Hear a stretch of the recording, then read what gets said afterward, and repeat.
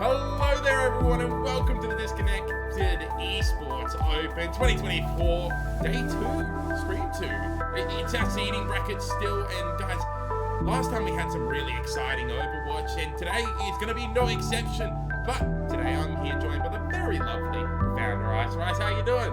I'm good. It's good to be back. You know, I haven't casted in a while, so I will need a little bit of warming up. But it's so good to be here and so good to cast again. Oh yeah, it's always exciting to get onto a broadcast, especially when it's coming to Overwatch, and you know it's going to be exciting. It's always going to be amped up, and these teams aren't just playing for nothing. We've got some awesome sponsors today, Ricey, and we've got some awesome prizes as well.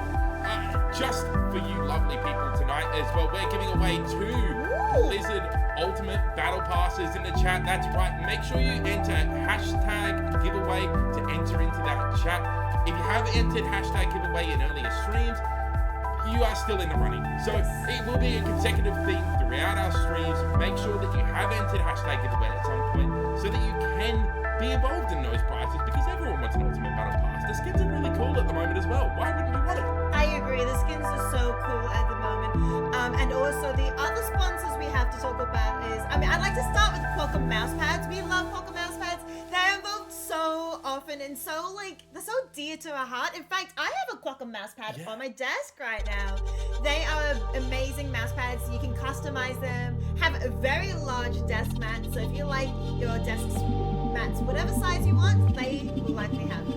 Yeah, you can put any image on there as well. All of us in this household actually have a Qualcomm mouse pad. All of the casters here, we love them. They sponsor pretty much every Australian event that we have, so they're really cool to have. But they're not the only sponsors here, Ricey. We're also very lucky to be sponsored by BC Custom Computers. It's an upcoming PC business based over in Queensland, and you can buy individual PC parts and or ask them to build a PC with the product of your own choosing as well. And for this season of DEO, they are giving away an absolutely insane prize of a custom PC for the first place team MVP. No and way. We're also going to have a lot of different peripherals as well, right? To give away on stream as well. So, it's exciting. So make sure you stick around, tune in, and you might be in the running for one of those peripherals as well. I also forgot to mention that Qualcomm mousepad is also giving our top 2 teams $50 vouchers each, so they can join the household, the caster household, with all the desk mats that we have as well. And our final sponsor is True Apparel, who is a long-standing partner of DE as well. And they are providing vouchers as well. For the third place team, they're providing $20 vouchers for everyone. And a jersey. And a jersey. I saw the jersey today.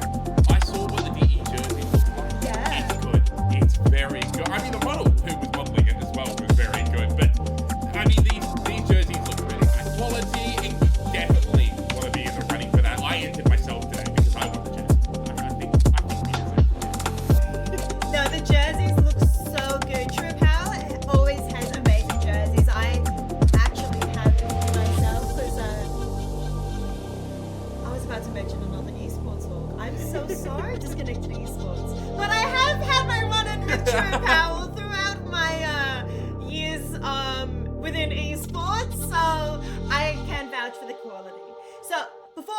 too far carried away about how amazing our sponsors are. Let's talk about the games we'll be having today and the first two teams we'll be seeing. Yeah, well, we were talking about quality, and one of these teams in particular is a team that has shown consistent quality for the last 6 years. That's right, No Ducks Given are in this stream. In this first match, we've got Cube and Zanadu over on the DPS, Sethical on the tank, and Unsub and Acorn rounding out the roster on the support lineup. And some really interesting hero picks here, Ricey. It's not often that you see the Lifeweaver Lucio come out.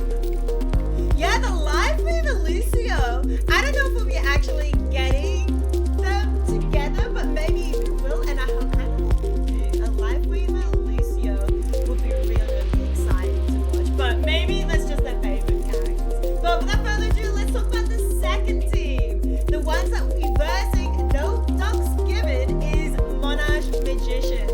And what do we know about these teams?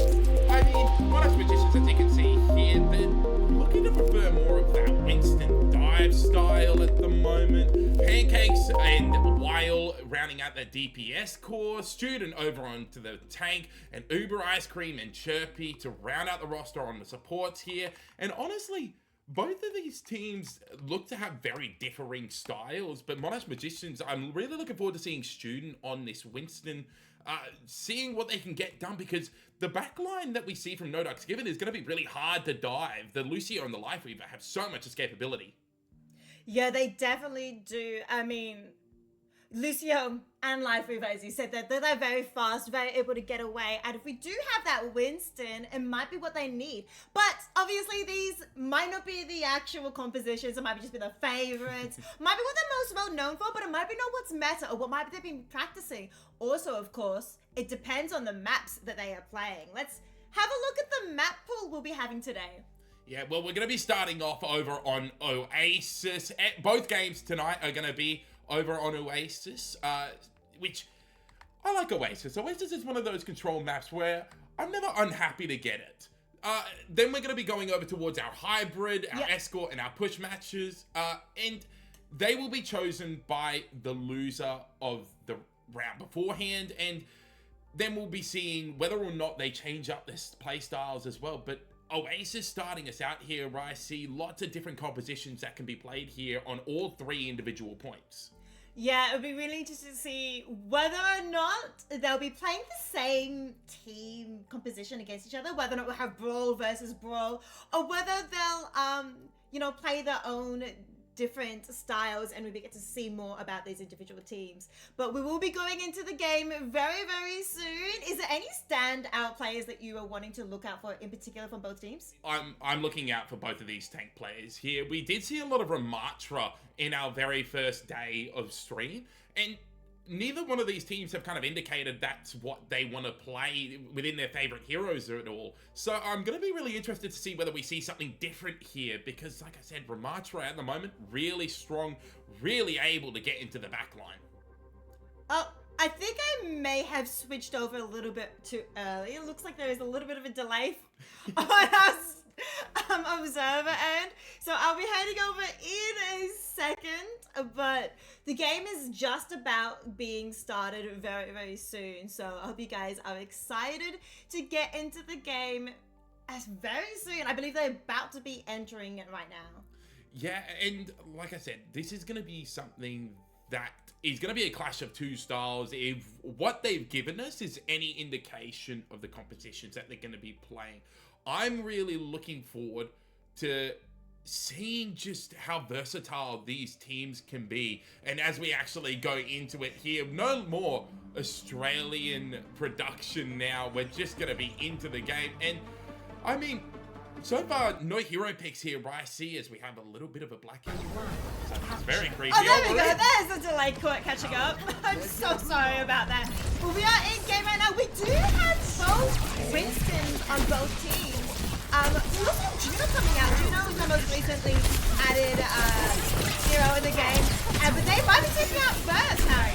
Yeah, Acorn going down. Both supports actually from No Ducks Given falling early. Tentacle does get a trade back kill, but it's just a consolation prize here. As No Ducks Given, they get kind of crumpled there by the diving position of Monash Magicians. Let's coordinate our efforts.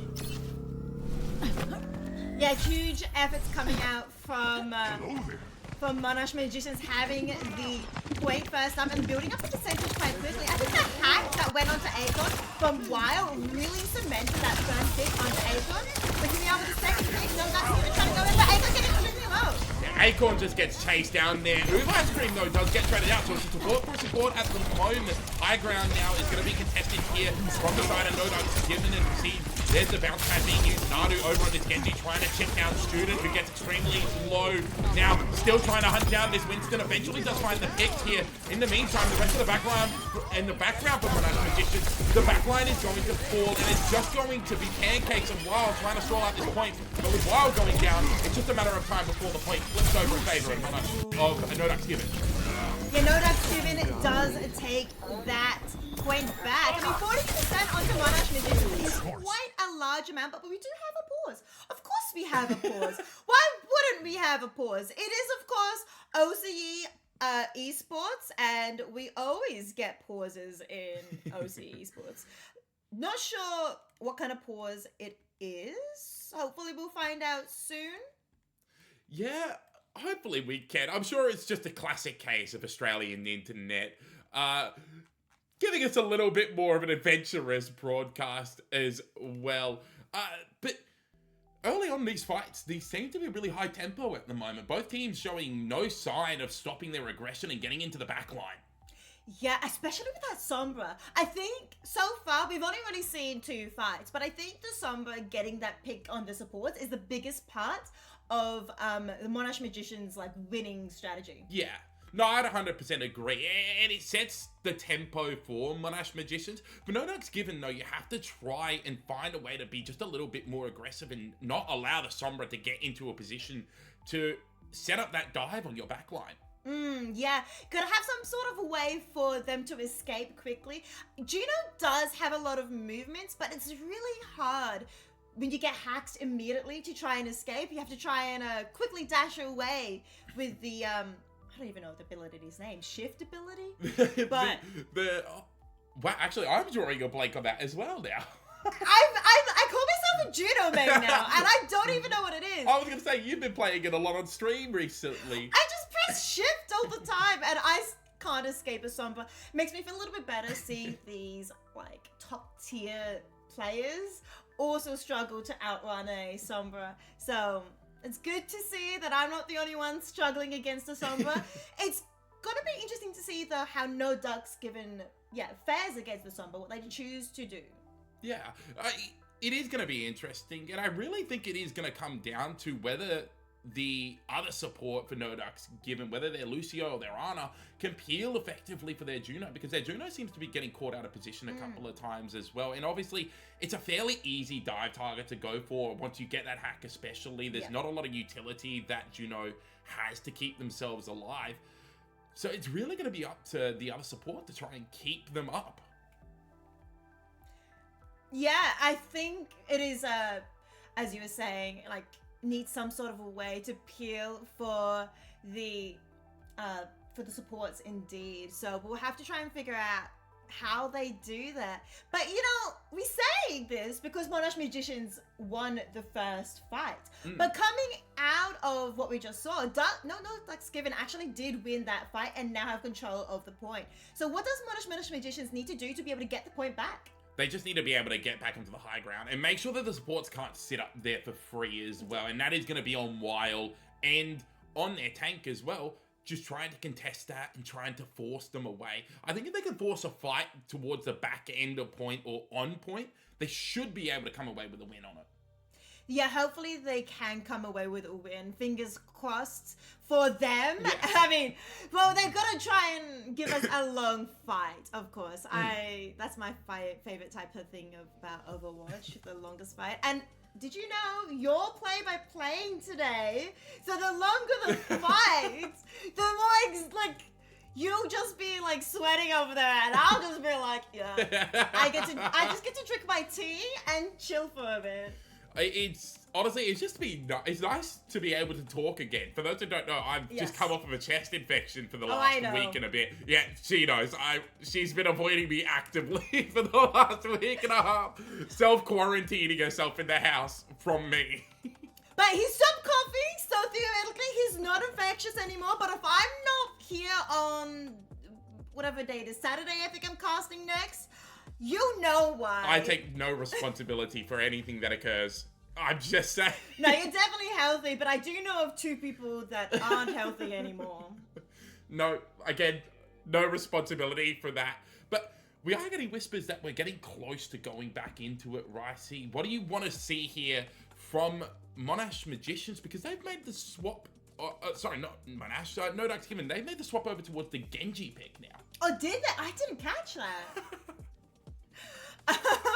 Yeah, Genji. They switched out Genji for what was the pick they switched? I believe they were on Tracer originally. Oh yeah. So still a dive, and I guess I probably wanting to dive and get the supports. I mean, that's what those characters are meant to do, both Sombra and Genji. So we have a Sombra versus Genji, but it will be interesting to see when Genji blades, whether or not Sombra can cancel that blade, or whether they've got anything else to counter the Genji. Yeah, and I think it's really going to come down to whether they can cycle the ultimate to go with the Genji blade as well, and if they're cohesive enough to dive into the backline together as a team, because you don't want to just send the Genji into the backline. Genji's good, but not that good. You don't really want to send the 1v4 into the backline. Yeah, I've seen so many Genjis pop blade, and it may have been my fault that I might have missed the nano, but then watch them go in thinking they have nano with their blade, and then they just kind of die. You never after. admit that part, right? So you never admit that you're at fault. It's always the Genji's fault. To be fair, how many Genjis actually have mic in game? You know? Yeah, okay, true. They never actually tell me. They just dash up a blade, and I'm like still walking back from spawn. You know, that's what happens. It's just, I feel so bad when they do tell me, and I'm like, yeah, I'm ready, and I end up selecting like the monkey or the mercy instead, and I'm like, I'm so sorry. The mercy. Oh, Sometimes no. the mercy wants to go with the Genji, and I'm like, you're in my way. Oh dear. Hopefully when we get back into the game and we'll get to see this Genji get his blade off. Maybe he'll only be on Genji for like 2 seconds and we won't get a blade. Yeah, Genji's interesting because it does allow a little bit more brawl style as well. So you can get a little bit more damage on towards the enemy Winston as well. But you're also quite susceptible to the enemy Winston because obviously you can't deflect the Tesla cannon damage at all. So you're just kind of trying to manage your cooldowns, and hopefully you can jump in with the rest of your team at the same time. Yeah, it's all about team coordination, especially if you're trying to do like a more dive, or you said brawl as well earlier. So it really depends on, I guess, the team coordination. Overwatch, of course, is a team game, so it really does come down to that. I mean, individual skill, individual expression is also very important too. Yeah, 100%. The main difference I see with these competitions now is Monash obviously playing this Sombra Tracer. They're more kind of running around on the outskirts and setting up for one dive, and they want to win the fight within that one fight, but they're doing it in a bit of a slower way. Whereas when you're No Ducks Given and you're playing with this Genji, you're playing with more of that less flanky potential.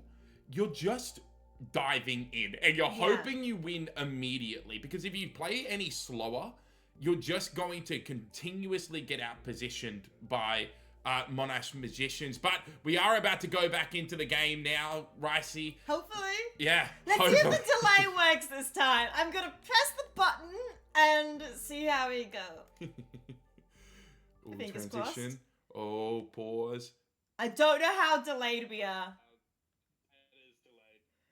Okay, Okay, we do it have is a little bit of delayed. delay. We will get into it. Here it goes, refreshing. Alright, here we go. We are into it, and now both teams are trying to poke away at each other here, right? Yeah, so we can see, of course, No Ducks Given. They do have Tracer and Genji together. Very much a dive versus the Tracy and the Sombra.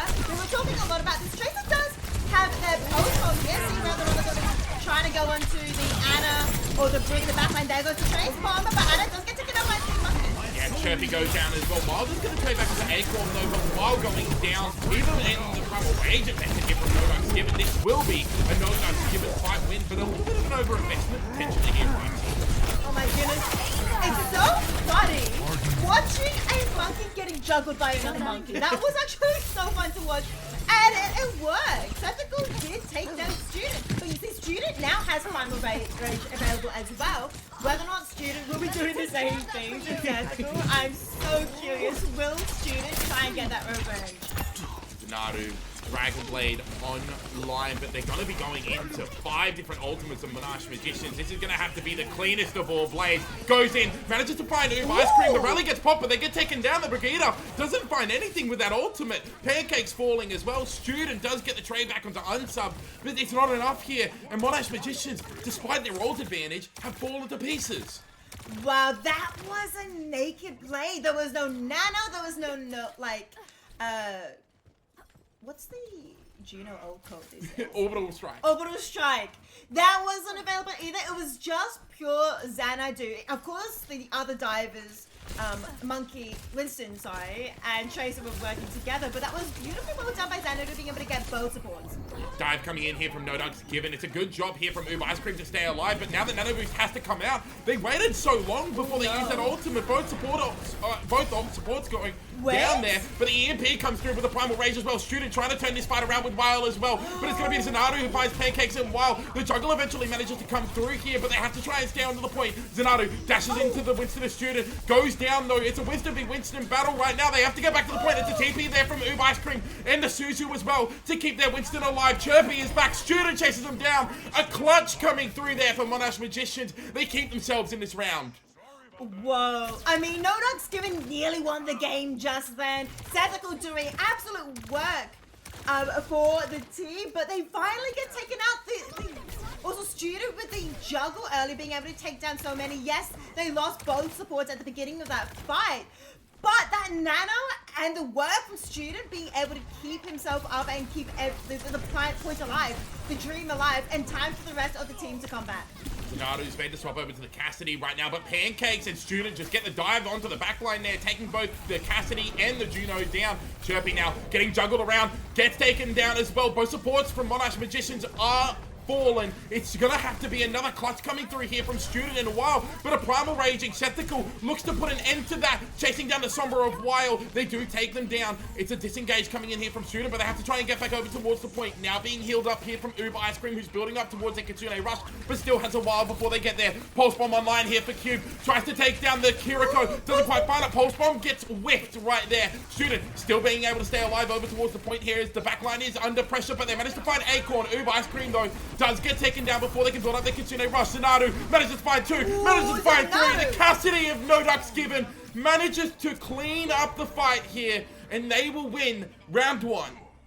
That was a back and forth fight, but on top of that, No Ducks Given getting that flip in the middle of the fight was crucial as well, because it put so much pressure onto Monash Magicians, and that pressure might have not helped them with trying to make sure them pick the right targets. They had to focus and stay on the point. And Xanadu there being able to get those 3 picks, and Sethical being that tank, being able to take 2 more, really rounded up the team for No Ducks Given. Swap ups coming through here, Ricey. We see Sethical going over towards that Junker Queen, whereas Monash Magicians are staying towards that Winston composition, but they've got the Sojourn online now. Oh, not just Sojourn, but we do have Venture as well. We still have Monkey, but these Sethical, yes, they are on Junker Queen. But May and Reaper too. And Moira, what is going on with the team composition? They've definitely switched it up here.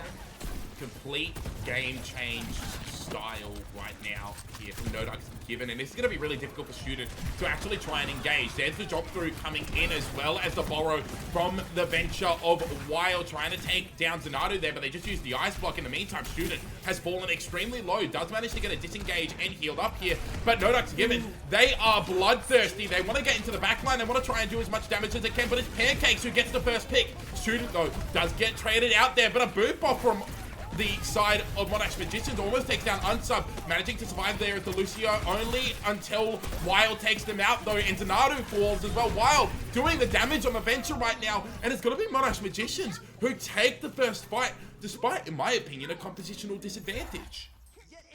Yeah, I mean, no Ducks Given have such a more cohesive, like, similar composition, but Monash Magicians, I feel a little bit all over the place. I mean, it's a bit of dive, but a bit not, like a bit more poke as well. But in that fight, No Ducks Given were able to flip the point and get 20%, and Monash are only just getting 20% now. Yeah, Zanadu goes down early though. Without a May, it's going to be hard to isolate any sort of targets. Cube trying to do as much damage as they can on this Reaper, but the Diva swap makes that very difficult. Pancakes getting a second pick within this fight. Student, Unsub, sorry, going down. Pancakes gets 3 in the fight, and that is going to be another pretty comprehensive fight win there for Monash Magicians. Some ultimates are coming online for both teams. You have 3 ultimates for Monash. I mean, really, it's basically 5. It's Student already at 80% and Chirpy at 90%. And No Ducks Given, but they don't have any online right now. Now they do. They're all like 90% or 80%. Janae Rush being used with the Tectonic Shock, but it's going to be Sethical who finds the first pick. Now uses the Rampage, trying to keep the rest of the team involved in this fight in an aggressive manner, but it's going to be Wild and Student who get up to the back line there of No Ducks Given. Pancakes finds Cubes, and Nadu fell earlier. Sethical is the only one left, and they are going to fall very quickly afterwards as well. Even after getting the trade out pick onto Pancakes, they will fall, and Monash Magicians, they're holding strong 70%. So you mentioned earlier you think No Ducks Given has the better composition. What would you say that they need to change though from here to make it even better? They need to go towards something that can shut down this Venture at the moment. I think maybe a Cassidy would be able to help them out, but I mean, they've got ultimates online at the moment. They should be able to come in and win this fight. True, here comes Coalescent coming out. Yeah, pushing in is Sethical, but it's a good disengage coming in here from Monash Magician. Suzu being used there from Uber Ice Cream, who was pulled back in towards the Junker Queen, but it's going to be Chirpy who falls down first. Acorn already using their fade there, does manage to find Wild, drops down to avoid the Diva Bomb, and finally No Ducks Given, they're able to get some purchase on the point here, and they'll build up some more percentage. That is a very well done fight from No Ducks Given. They used 2 ultimates from that, so they still have the Death Blossom and Lucio beat available. I mean, we do have Rampage from Junker Queen available coming up too, but looking at Monash Magicians, they only have Overclock.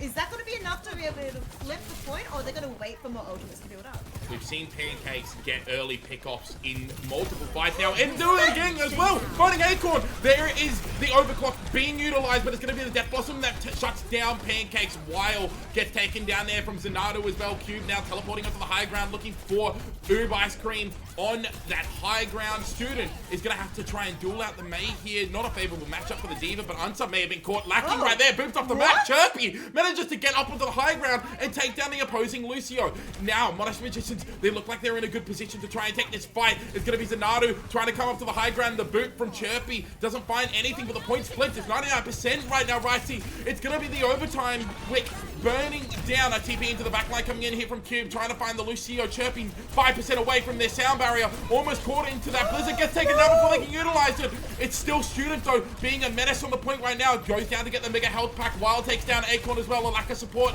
right now with No Ducks Given. Not a lot of healing. There's a self-destruct being utilized on the point. Student manages to find 2. That will be the exclamation mark on this fight for Monash Magicians. They'll take round 2, and we're going to a round 3.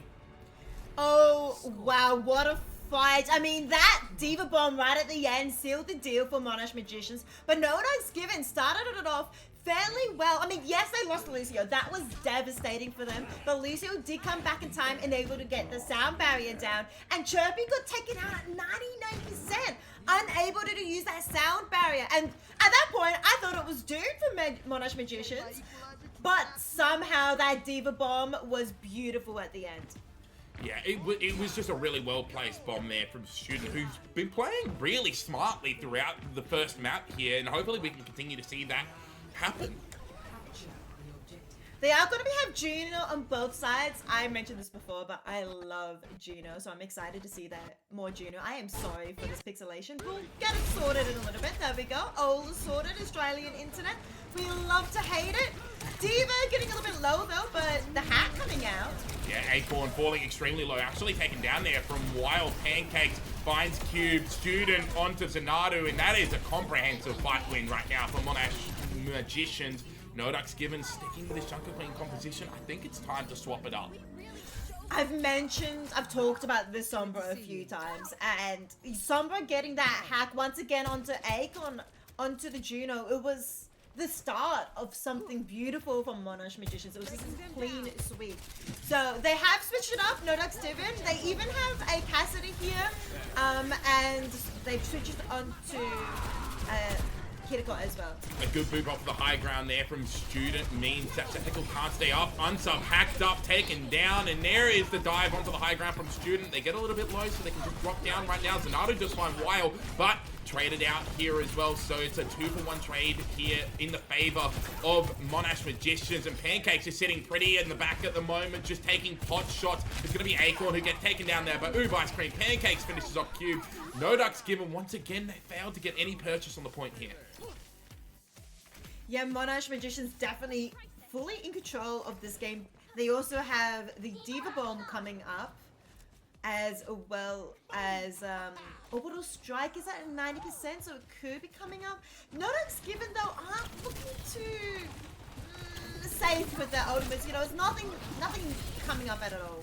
Quite a few swaps coming in from Monash Magicians. Of course, Nodux Given, sorry, we see Testicle going over towards that Diva. The duel between Zanadu and Student at the moment is very interesting. Wild, though, taken down there from Testicle. The Diva swap already paying dividends. And Pancakes peeks the Deadeye, gets taken down. Great shot onto the Baby Diva here from Zanadu, who's showing that they are still a threat on this Cassidy. And that is going to be Nodux Given looking way better with this Diva composition. Yeah, that was beautifully done from Zanadu. I think Zanadu was the MVP for that fight right then. Being able to do so much damage onto the Diva, being able to get the high noon. Pancakes peeking at the exact wrong moment though. Like they were safe and then they looked out, high noon taking them out, and then being able to get the Baby Diva. They hinted as well doing a little bit of help in the following fight. It was beautifully played by Zanadu. Zanadu, again, just getting really aggressive. Manages to get the flashbang onto Ice Cream and taking them down. Both supports now fall here for Monash Magicians, as it is just going to be clean up and Nodux Given. Only one ultimate being utilized in that fight. It was just the Kitsune rush invested, but Monash Magicians, they're just banking everything at the moment. Well, they only need to win one fight, really. And they have 4 ultimates to use for it at the moment. Not sure if they're going to be waiting for their 5th for Diva's ultimate. But Nodux Given, they already have 2, and they're looking to get Sound Barrier as well.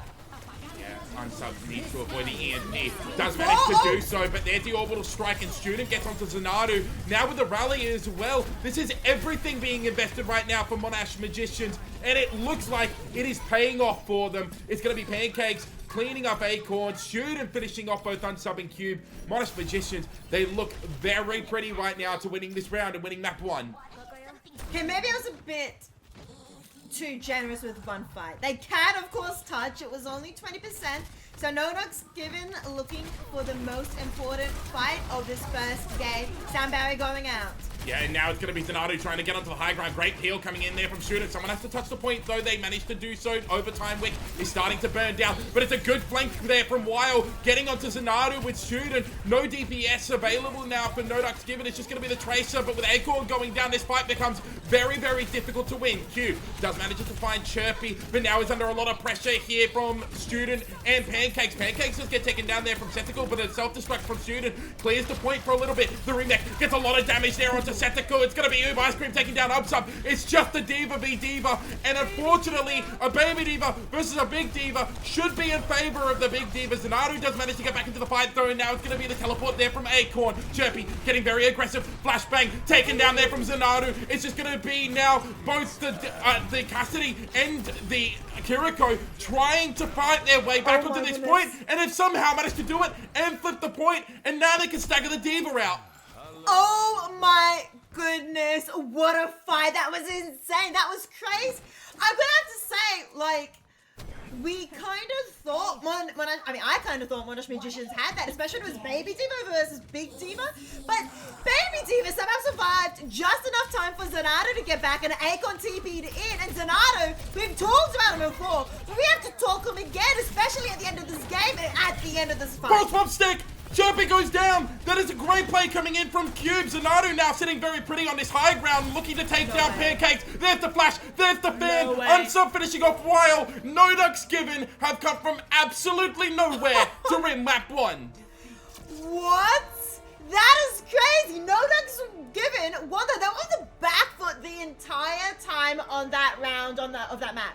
On the first map, they will in fact take the game and of course play the game going to Zanardo. I tried to talk about him in the middle of the game, but he did absolutely so much work on that last point. But on this point too, look at him cleaning up this fight. We talked to him 3 picks, and then following up with a lot of damage along with the monkey at the end. But oh my goodness, if we ended this game here, I would have to give MVP to Zanardo, but we do have at minimum 1 more gay lane left. It is a first to 2. Yeah, it is a first to 2, like you said, and Zanardo absolutely popped off on pretty much anything that they played there. I mean, anything they touched turned to gold for No Ducks Given, but they also made some really smart adaptations as well, Ricey. They, swapping over to that Diva, when the Junker Queen was obviously not working, was an incredible swap to come to, really. Diva's so powerful at the moment in the meta. It's so good at just putting pressure in, peeling for the rest of your team, and doing just immense amounts of damage as well. Just such a good pick. And map 2, we've just been told, is gonna be Numbani.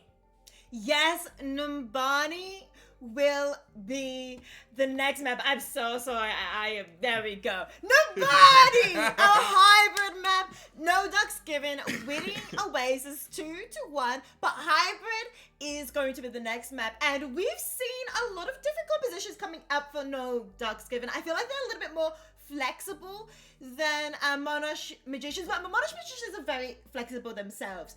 But we have seen a bit more variety coming out from the tank and the flexibility to deal with the Sombra as well. So it'll be interesting to see heading into Numbani what the 2 teams will choose for their attacking and defending compositions.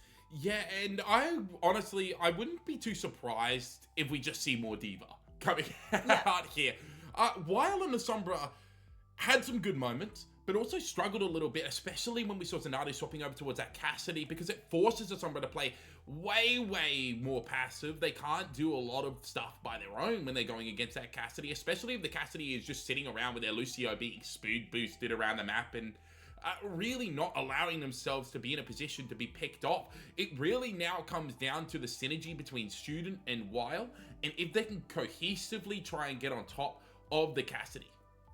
Yeah, the Cassidy is very scary, and I think they only went Cassidy because of the Sombra, right? They didn't walk out with the Cassidy, they switched to the Cassidy, and it did such good work for the team. So I'm curious whether they'll start with the Cassidy this time, whether they'll be expecting the Sombra, or if they'll be having somebody else, like have some other hero under the belt first. Yeah, I think we're probably going to see a start off on Ashe, just because I think at the longer range style for Ashe suits Numbani a lot better. More so than Cassidy. I think we may see a swap over to Cassidy, maybe towards the 3rd, maybe the 2nd point, but there's a lot of high ground available for the first 2 points in Numbani, so I think Ashe, even a Widowmaker, if we're very lucky, and if they're really feeling themselves against the Sombra and the Diva, but Ashe at the moment, I think, is in a good position, and I think that's what we'll more likely see. Yeah, hopefully. I just loved watching Zanardo on the Cassidy, so hopefully we have Cassidy, or maybe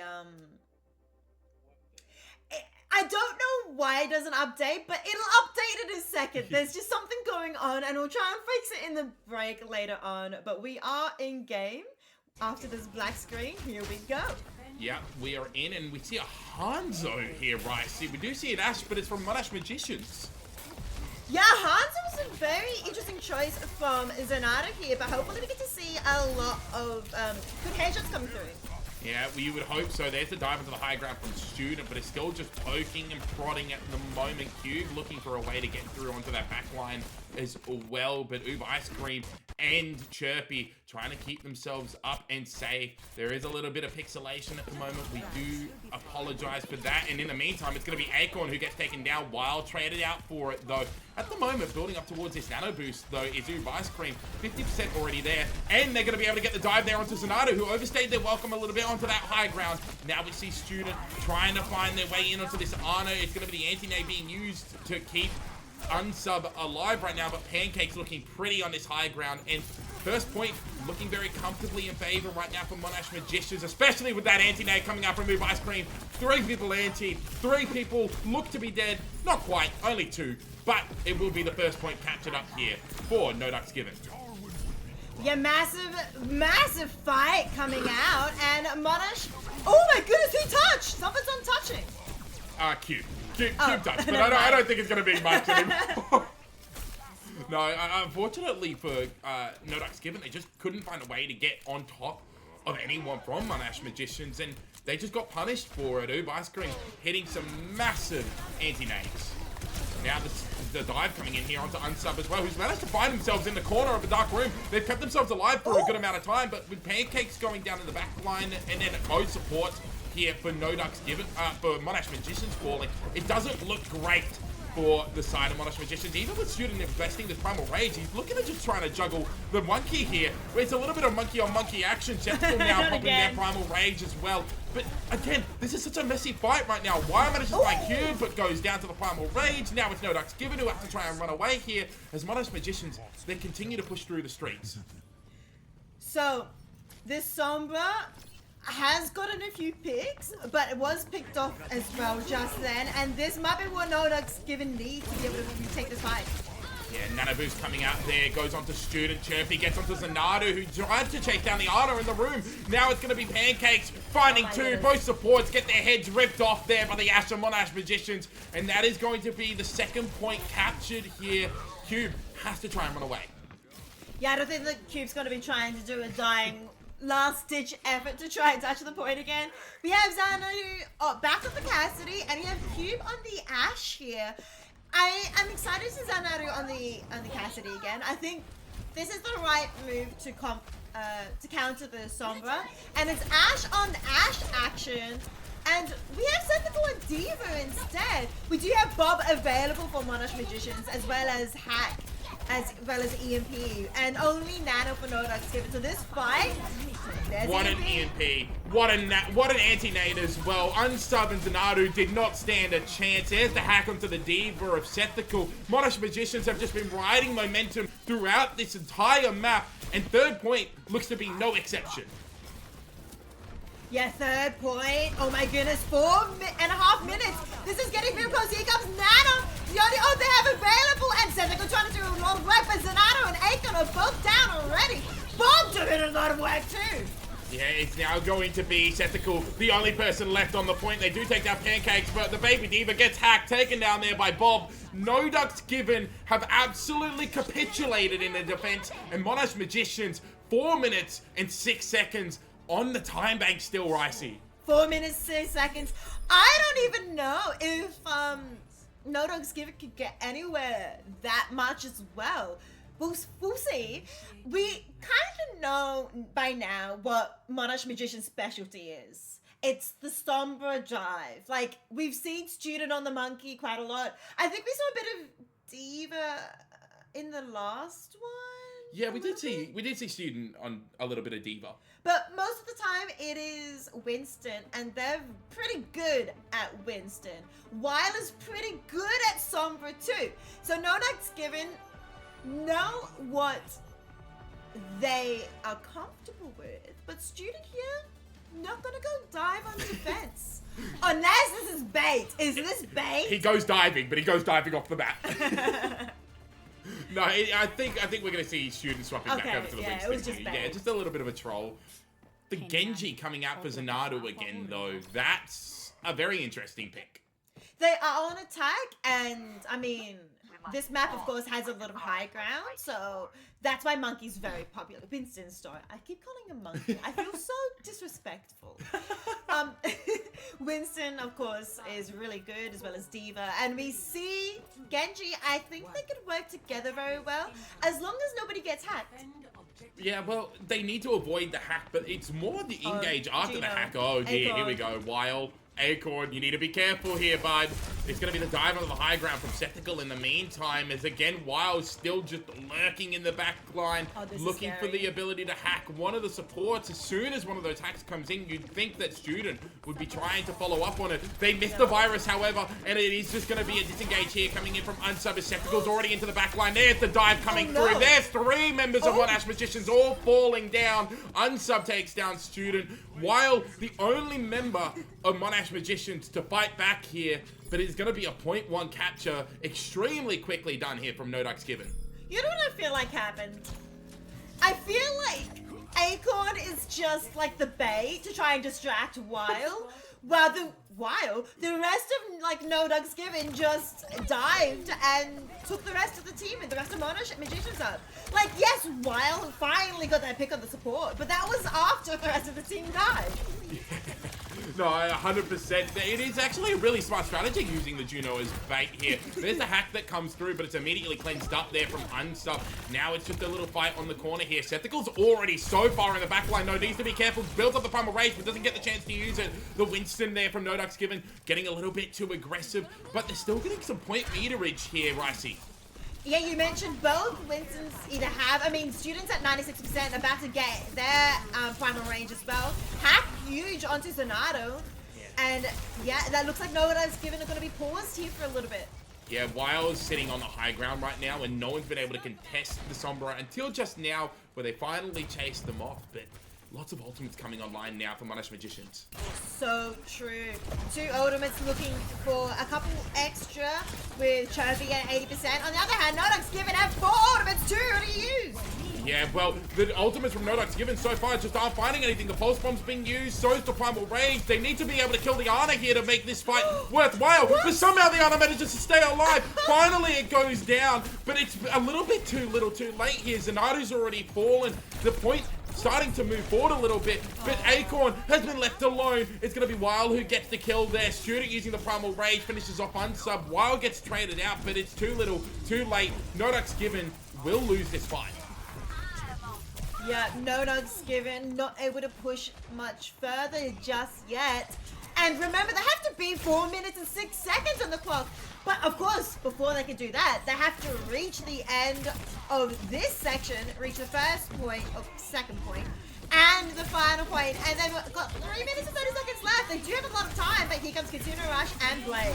Yeah, there's the Blade coming through. The EMP from Wild, though, is very, very good. The stun up there from the rally of Chirpy. Zanatu shut down. Chirpy does get traded out, however, so it's a support for a DPS, and the EMP couldn't really be followed up on. It was just a little bit too late into the fight. Still, 4v4 right now. Yeah, the counter from Chirpy was massive for that fight, being able to shut down Zonato, and Zonato switching to Cassidy. Out comes Orbital Strike as well. They are trying to get the point. Yeah, they managed to take down Wild with the usage of that Orbital Strike as well. It was a good scouting move there from Cube, who's building up towards their pulse bomb there. Dive coming in through from Sceptical, gets anti-netted, now has to try and back away. Great healing coming through here from the supports of No Ducks Given. Zanatu over towards that Cassidy, hitting a lot of shots here, lots of damage. Pancake followed up there by Cube, getting taken down. Pulse bomb available still, but the Primal Rage is battering this Ana around. Should mean that they don't need to invest that Tracer ultimate. And Student going down means the second point is going to be captured from No Ducks Given, but they already have a worse time bank than Monash Magicians. I mean, we see 4 minutes. It is a lot of time. But Monash Magicians had 4 minutes and 6 seconds in total. And yes, No Ducks Given already sub 4 minutes. They're definitely probably hoping for at least 3 minutes, and they are pushing, but Monash Magicians are back to stop and stow the payload. There's the hack going in onto the Tracer of No Ducks Given. Cube getting low, but Wild goes down. They are getting towards that EMP, but they need to do a little bit more. Nano Boost now being invested onto Student, who has that Primal Rage available, but it's a Deadeye that's just isolated the Winston, taking them down. Student unable to use that Primal Rage to keep themselves alive. Now they give up a lot of space. The point's going to continue moving forward. That is what they want. If they want anywhere near 4 minutes, it's so close to being 3 minutes, 10 seconds left, but they are pushing forward 2 on card, and they are stalling them in their spawn. Student already had to use the Primal Rage. It's going to be Wild trying to get into the backline. It's a juggle right now onto Zanadu, but Wild gets taken down. The Sombra once again falling. Unsub getting a little bit low here. Student trying to chase down the supports, but it's great sustain coming in here from Nodux Given. Sceptical though overstays their welcome near the spawn door. Gets taken down. Zanadu misses the shot there on the Brigida. It's Cube though trying to fight their way back in. 1, 2, 3 for the Tracer here. It's just trying to keep Unsub alive now. Orbital Ray available. Are they going to invest it? Acorn decides now with the go button. 4 kills here for the Tracer of Nodux Given. The Winston, former Lash Magician falls. 5 kills for the Tracer. Cube is going absolutely wild here. Pulse bomb onto the Brigida. That is how you end a round. 2 minutes for Nodux Given and 3 minutes 41 for Monash Magicians. So yes, Nodux Given did get more than 2 minutes, and as a result, it has adjusted. Wait, less. More than. Oh my goodness, maths is hard. They got like 2 minutes 25. 26.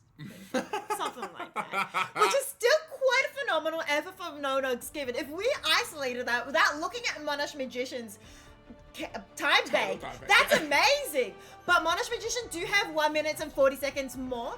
And let's see what Nodux Given can accomplish with 2 minutes and what Monash Magicians can accomplish with that extra 1 minute 20. I like the change-ups that Monash Magicians have made here. They've gone towards the Torbjorn, which I think is a really good pick.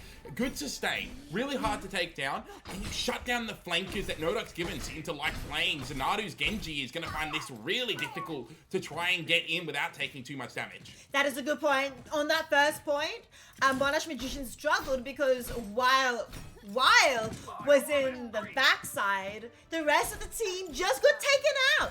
And so being able to have someone, as you said, to like sort of anchor the points a little bit better, it will make things a little bit better. 100% agreed. You see Wild already setting up in the back line. This is going to be so difficult to dive in. Look at this little bunker composition they have. Yeah. Very much counter dive. But we'll see how it goes. And out of being able to take down the turret immediately. Good whip shot. And going for a dive. Good whip shot though, manages to keep the Winston for Nodux Given off of the high ground. Sceptical though manages to get back up, and Oob Ice Cream has already gone down. But this time Zanadu falls. Sceptical though manages to find Chirpus, and there's no supports available right now for Monash Magicians. They're trying to keep Sceptical alive. It's another jump there onto Wild. Sceptical has managed to live through so much. What? Great support coming through. Point 1, it should be captured here for Nodux Given. In less than 1 minute, yeah, they have the... Oh, they touch? Nope, they have the point. And now they have 1 minute and 10 seconds to push as far as they can. They have one fight they could lose if they, I guess, wanted to. Or didn't want to. Nobody would want to this fight. I don't think you want to lose a fight. But they can afford to, which is good. But they probably are looking to win every single fight coming forward. And the ultimates, though, we need to talk about ultimates. Magicians are 80% on the Diva Bomb, but 70%, 90% also on the Tracer Bomb for Cube. This could be a big post bomb coming through. Yeah, and it's Unsub with the snipe there onto Pancakes, taking down the Ash, the Torbjorn Wild going down as well. Oh this is an executed dive coming in here for Nodux Given. Student, though, somehow manages to get their way into the backline and take that for supports.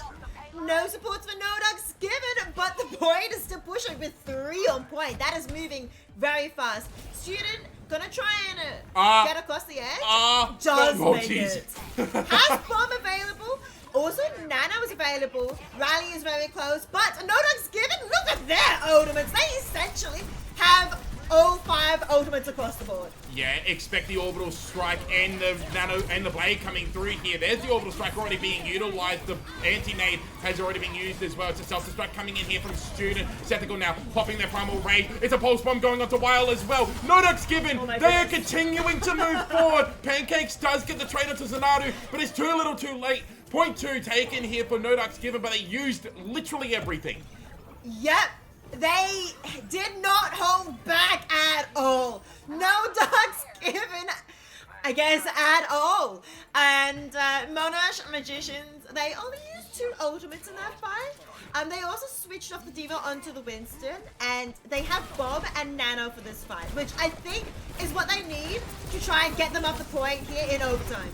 There's a nano boost going on towards Student. Sethical getting very, very low. They're trying to keep the Winston alive, but that anti-nade is going to make it almost impossible. It is impossible. Everyone's pushed off a point, and that is going to be the end of the second attack for No Ducks Given. But considering the time bank you had, and considering the time bank you have to defend, that's a really good effort. That was really well done from No Ducks Given. They had 2 minutes, and they got the first point in, well, less than a minute. And they pushed so far. They won every single fight. I mean, yes, they used all their ultimates in overtime to get that second point, but I think that was the smart move. They could have maybe used only 3 and saved 2 for the next fight, but Monash Magicians didn't use all of their ultimates, so they would have had a disadvantage for that second fight. So determining that they won that fight to go as far as possible in overtime, I think is the correct move. But we'll have to see, of course, how Monash Magician attacks with that huge time bank of 3 minutes 41. Yeah, while this time not on the Sombra. Remember, when Monash Magicians attacked the first time, Wild was on the Sombra and managed to get the pick off with the Acorn, which opened everything up for them. Yeah. But now they're going towards a double fly composition. Oh, double fly is very interesting. And Zenara here is not on the Cassidy. And Cube not on the Ashe. We've seen Cube play Ashe as well. So they are banking. We've seen them play the hit scans before, but they are banking on not having the double hit scan, and they do not. I mean, we can, of course, see Zenadu, Unsub, Akon maybe snipe these guys out of the sky, but it'll be taking a lot of skill to do that. Yeah, well, let's see if they have the skill. Let's see if Monash Magician's gamble pays off. Focusing things in Nano immediately. Just, why would we even doubt this man? He just absolutely destroys Wild. Now it's going to be the chase down here. Cube looking for some extra damage, some extra picks, but without the Echo, it's going to be hard to get an engage here. Was wondering if Wild was switching to Sombra. No, but no, Wild staying on the Echo here. Trying to do a lot of damage, but of course nobody falling without the extra damage from Wild. But Wild is back. Gonna try and probably look for a pick, but it's so hard with Seven for holding down the forward. Student getting very, very low. Unsub finishes off the Winston and Monash Magicians, and Pancakes goes down as well. This attack is looking a little bit less convincing than their first one, Ricey. So true, but I guess the good thing for Monash Magicians is they do have extra time. They still aren't at the time that No Ducks Given was given. They had 2.5 minutes. But in the meantime, they have been trying to build on the odds, but No Ducks Given have already Dragon. Yeah, but Student's already dead. No. Pancake does finish off the Nadu, so there's no Dragon Strike available. But without the tank, you can't take any space here, Ricey, and it's just not looking good right now for Monash Magicians. They still have 2 minutes on the board, though. After using Zenada's ultimate, they do switch off the Hanzo and switch onto the Cassidy. Good move there because they are versing 2 flying heroes in the air, and you got the hit scan. Q though does have the post bomb, and interesting to see how they decide to use it. Yeah, who are they going to stick? They're going in, they're looking for Oob Ice Cream. There's the pulse bomb, doesn't find anything. In the meantime, Student receives the nano boost, manages to get onto Acorn. Tentacle now, Primal Rage takes down Chirpy. They're juggling the Ana in the corner. Everything seems to be falling apart here for Monash Magicians. No supports available. Pancakes already very low as well. And Tentacle knows this, trying to chase down the Farah with the right click. Student with their own Primal Rage manages to finish this off Unsub. Now has the Nado in the corner as well. Takes down the Cassidy. Student once again with a Primal Rage. Looks to be turning this fight around here for Monash Magicians. It is just going to be Pancakes using their barrage. Acorn is back, takes down the Farah, but Student shuts everything down. There's still a minute on the board left for Monash Magicians, but a great defense from No Ducks Given. Wow. I mean, they have the same time bank now as No Ducks Given to push the payload at the very least. So while Monash Magicians had a bit of a tough start, they kind of at the same point, but there is a big, big difference. They do not have 5 ultimates built up like No Ducks Given did. No Ducks Given, on the other hand, have 2, looking for the 3rd. High Noon, Deadeye is coming up, and they only have Rally from Chirpy. Yeah, there was a early trade out there as well. It was Acorn getting taken down there, but Student as well also fell. Student, once again, getting really aggressive, gets flashbang. It's a Deadeye coming out from Zanardo to try and finish off the Winston. Doesn't really find anything there. Just forces everyone back. There's the Orbital Strike coming through here from Acorn. No Ducks Given now looking to get really, really aggressive. There's a dive into the back line coming in here from Sethical, but it's going to be the rally trying to keep the rest of the team alive. Unfortunately, it doesn't really do the job. Wild goes down, so does Uber Ice Cream, and it looks like Monash Magicians have just capitulated here. Only 3 seconds left, and this will be map 2, going to No Ducks Given, and they will win this first series. Oh, that was so close. I honestly thought we'd get 2 games here, but no. No Ducks Given taking the win in, I can't even say dominating fashion. It was just feels so close, and Monash Magicians here unfortunately will be losing this series, and No Ducks Given though winning. This is of course Swiss format, and No Ducks Given and Monash Magicians were both, I believe, 0-2, and now I believe that will mean Monash Magicians is 0-3 and No Ducks Given is 1-2. Yeah, getting your first win on the board here for No Ducks Given will be a massive confidence booster, especially going into their future games here. But they didn't do it in the most convincing way. Like you said, they really had to clutch up to get those wins. It just seemed in those moments where they got the ability to clutch up, they seem to just pull things together a little bit. And maybe that's a boost of being together for such a long time. This team has been a team for so long. And Monash Magicians just didn't seem to have the same cohesion when those moments were coming in. Student made a couple of decisions that maybe they wouldn't have made earlier in the series, because we did see some really smart plays coming out from Student, but then it was counted out by a little bit of overextension, a little bit of punish coming in there from No Ducks Given onto that positioning as well. But as you can see, it is No Ducks Given who took both of the maps, and that will be the end of our first series here, Ricey, and it was an absolute banger. Yeah, and you can see from the score lines from both of these games, it was extremely close. Both, especially the hybrid, going to that second round. Yeah, the overtime attack round. The overtime attack round. The overtime attack round. It got down to like so close, and even on Oasis, it went 2-1. And I think we did quite get 99, but it was like 80%, 90%, 99, both for like I think 3 points. So that was such a close game, but overall, No Ducks Given, and I think it's split in because of the flexibility of all the players and the team compositions they had. They were very flexible, able to handle what Monash Magicians threw at them. But Monash Magicians, what they threw at them was very strong. I think they were very good at what they are good at, but the flexibility. 100%. We did see some attempts at flexibility. Unfortunately, it just didn't pay off here for Monash Magicians. But we will be going to a little bit of a break first. But before we do head into our break, make sure that you guys enter into the chat hashtag giveaway for your chance to win a Blizzard Ultimate Ultimate Battle Pass. And get amongst it. You really want this Battle Pass as well. And make sure that you stick around as well, because we've got some other little MVP goodies and things like that to give away from our sponsor as well. You do not want to miss this. Yes, we'll see you guys soon after the break.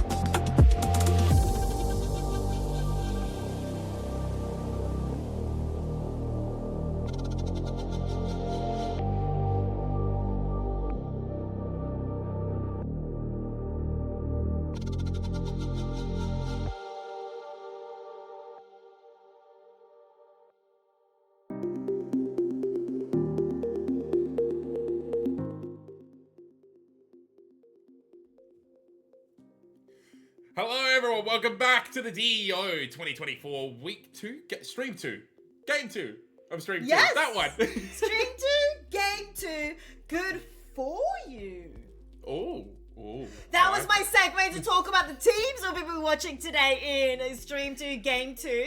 We will be watching Good For You. I was about to say game. Good For You versus The Next Chapter. Now, there's something very special about these two teams.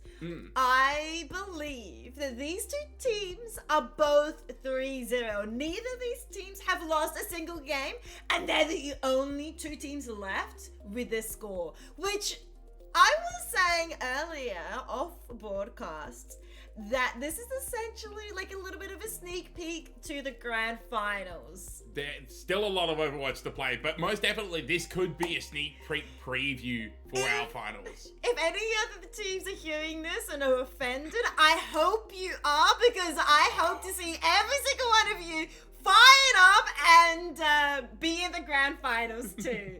You know, bit of what do you call it? Motivation. So if you guys think that these two teams aren't worthy for being in the grand finals, I'd love to see it. But these two teams are currently 3-0 and are what would you say, the most likely to make it? At the moment, if we're going off of results only, then yes. But obviously, we haven't really looked into the quality of their opponents. But all we know is that both teams are unbeaten. And we know that the next chapter, for example, they've beaten they've beaten Mud Dog in earlier games as well. Mud Dog is a team going into this you would have really high expectations of, especially after winning the face at Master League. Yeah, I was just asking, they have a lot of wins underneath them, Mud Dogs, and I was wondering what are the most standout tournaments. Have they won? So they won that Masters League, and I'm sure they've won lots of other ones, and the next chapter, which I haven't really heard much. I know a few. I know a few of the players in here. They have stuck around a fair bit here. As a team, though? Yeah, I don't think so. But obviously, these players are all individually. Yes, they're all individually great. But we're speaking a lot about the next chapter, but Good For You are also a formidable team, also obviously 3-0, and they have a lot of players from the Southeast region as well, Southeast Asian region, playing from teams like Far East Society, for example.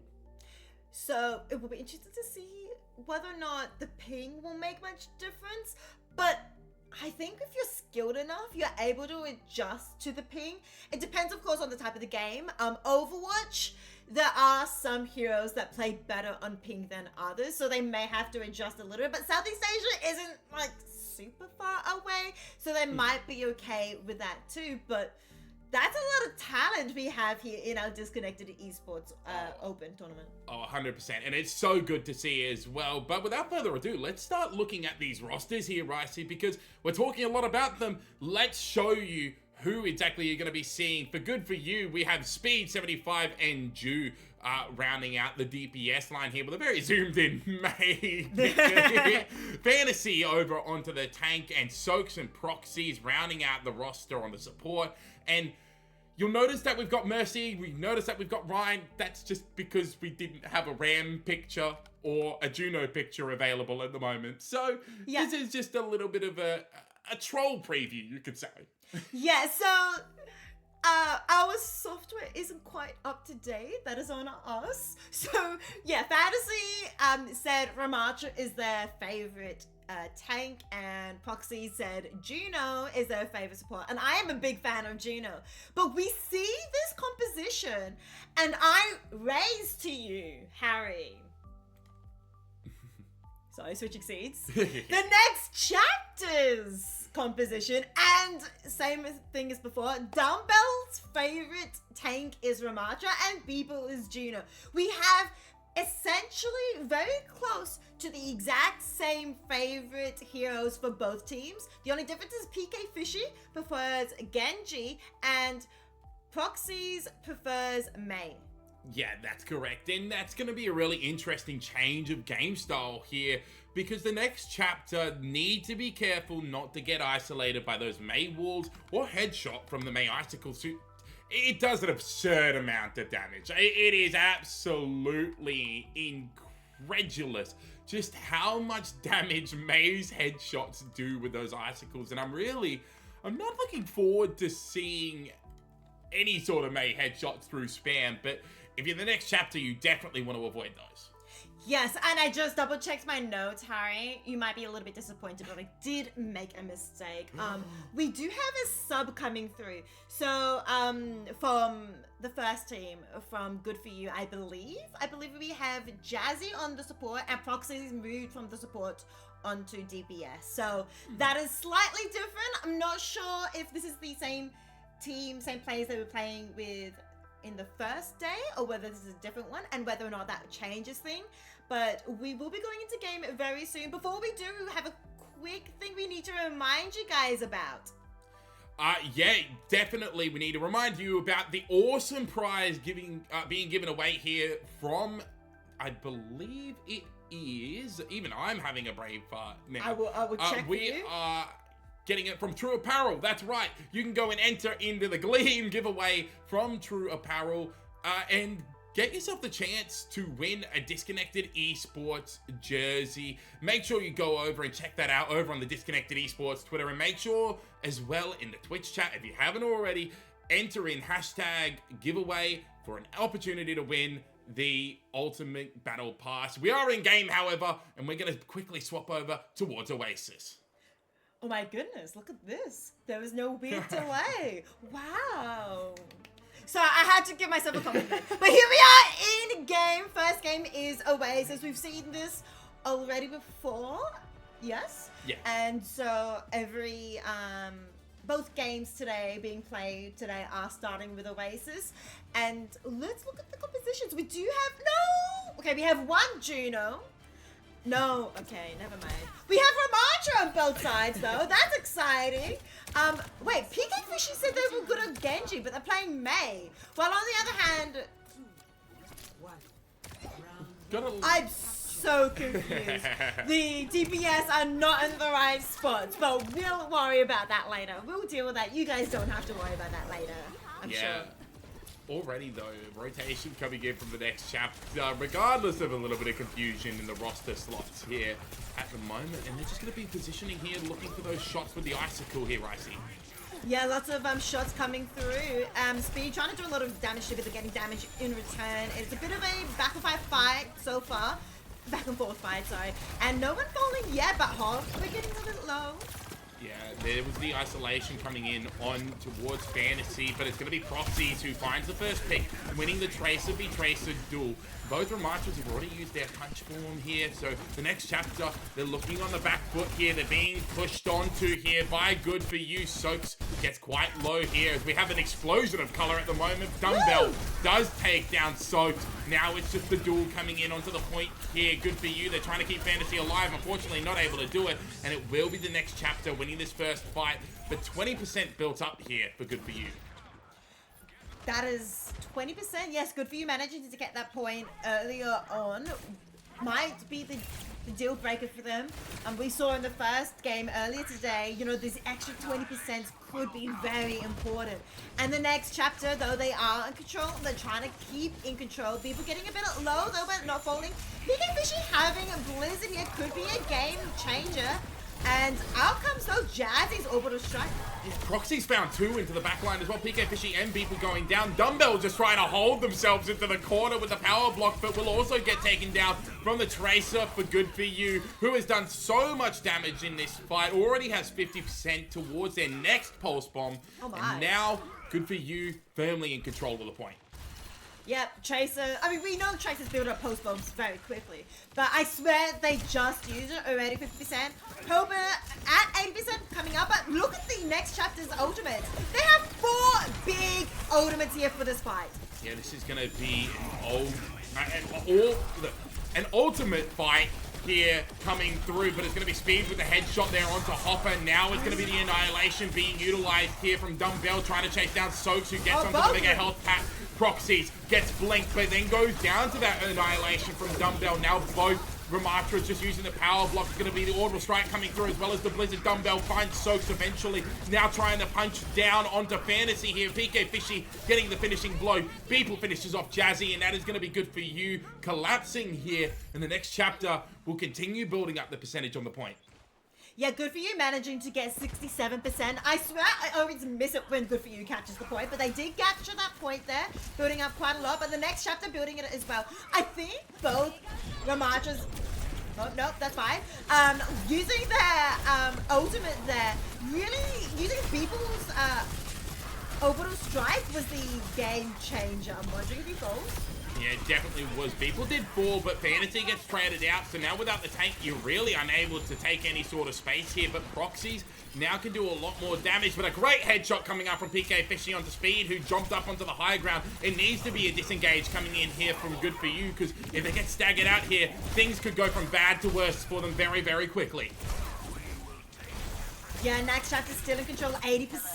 Good for you, though, has 67% on the board. So they just need to win maybe 2 fights in a row. But next chapter, looking to just win 1. Already at 90%, no ultimates for them. Good for you, does have orbital strike being used immediately. Yeah, the ice block was used early as well, so PK Fishy is going to get chased down and finished off. Blink using that orbital strike. Gets taken down there from Jazzy. Fantasy finishes off Dumbbell. Beeple gets taken down from Proxies, who's just been running circles around the next chapter. And now the point flip comes in, but 99% build up. We could be going to last fight territory.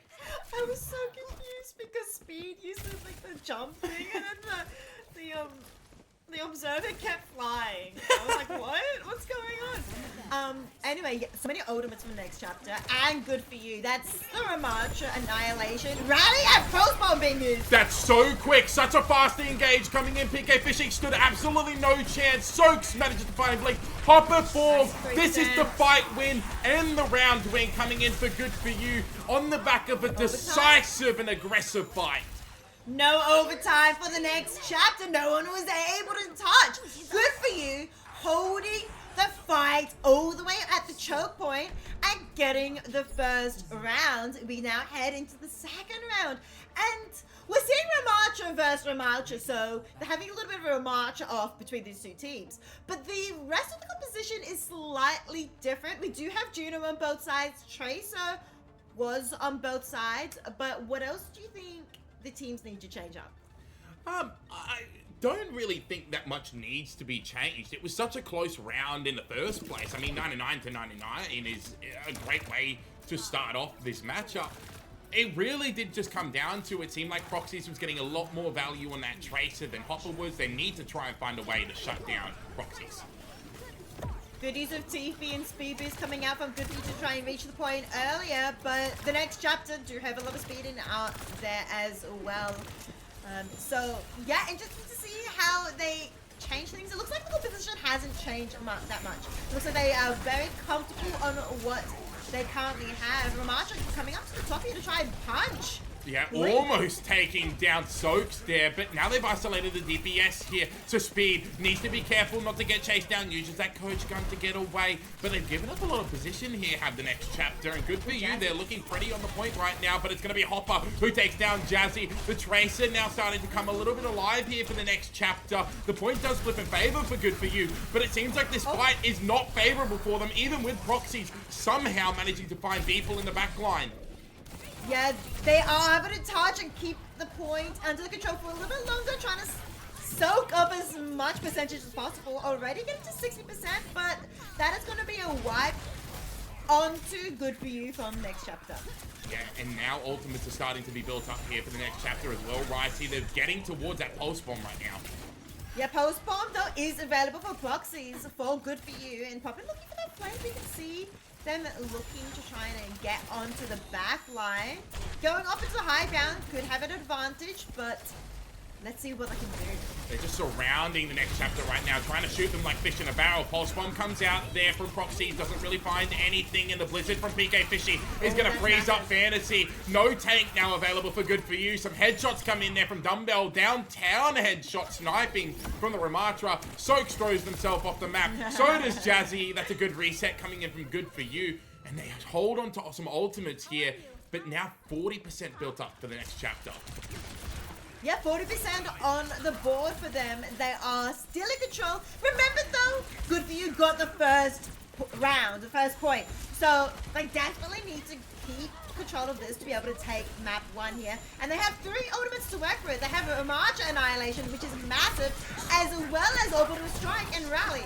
Yeah, it's a good flank around here from Dumbbell to take down Speed. Now it's Fantasy just trying to power block their way through. In fact, Good For You even try to invest the Orbital Strike there. So to the next chapter. They think they could try and turn this fight. The rally comes in now from both Blink and Soak. Fantasy now using their Annihilation. So does Dumbbell. This is an ult fight fiesta right now, as we just see both teams trying to brawl it out on the point, trying to trade out some kills. Soaks manages to find BK Fishy. Blink goes down, and it looks like Good For You managed to stabilize and should be able to flip this point. A good thing they do, because I mean, next chapter's already at 93%. Hope they're trying to get more percentage now. With that being on 95%, next chapter just needs been 1 fight, and they have so much time to build up all the ultimates. Yes, they have Trace and Pulse Bomb already, but they have so much time to even get Orbital Strike, which is only at 10%. 10% away from that ultimate, but it could be shut down immediately. People just gets taken down. Proxies with the Pulse Bomb, proving once again how deadly they are on this Tracer. Fantasy follows up on the damage done, taking down PK Fishing. The power block here from Dumbbell will eventually wear off. Proxy gets the finishing blow. Good For You's Tracer has been absolutely out of this world. It has been absolutely amazing, and 50% on the board for Good For You. They do have Bob to keep staying in control. Next chapter don't have any ults yet. PK Fishy at 85%, but people, I know I said before they were at 10%, but they've only gained 10% in the meantime. And so they're sitting at 20%, and well, I don't know if they have enough time to build this out before the 100%, the 99% overtime battle. That's a good Bob. Forces the May wall there so that PK Fishy can live. They do have the Blizzard online, but they need to get back into position here, and so far it's a good disengage. 80%, they have time for 1 fight here at the end, and only Blizzard was able to build up the ultimate charge.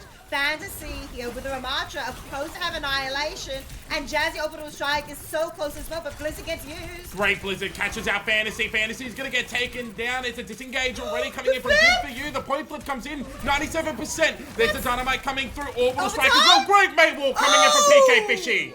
The May Wall! I honestly thought they had time to touch, and they had Orbital Strike. Ramatra ultimate was only 5% away, and that chapter had 0 ultimates to their name. That could have gone either way, but the May Wall stole them just enough so that they couldn't touch and get overtime. Now it comes down to this final fight. I honestly thought the next chapter had enough time to build up more ultimates, but they could only build up Blizzard, and Blizzard was the only one they needed. Yeah, it really was the only one they needed. They shut down Fantasy, they got all the space. We don't see any swaps coming in from the next chapter here, which is interesting because this third point of Oasis is a lot more open. Please excuse the Australian internet. We wish you could fix it, but it is Australian internet.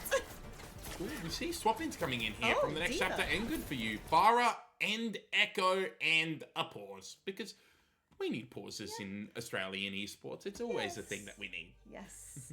I mean, yes, so Good For You requested the pause, but that wasn't, the pixelation was caused by not the players, but, you know, this pause could be an Australian internet thing, could be some other tech issues or anything. You never know. You never know. But currently, this game, as we were saying earlier, this game is 1-1 and it is very close. In fact, even the points are like 99% each. It comes down to like these final minute decisions in each fight.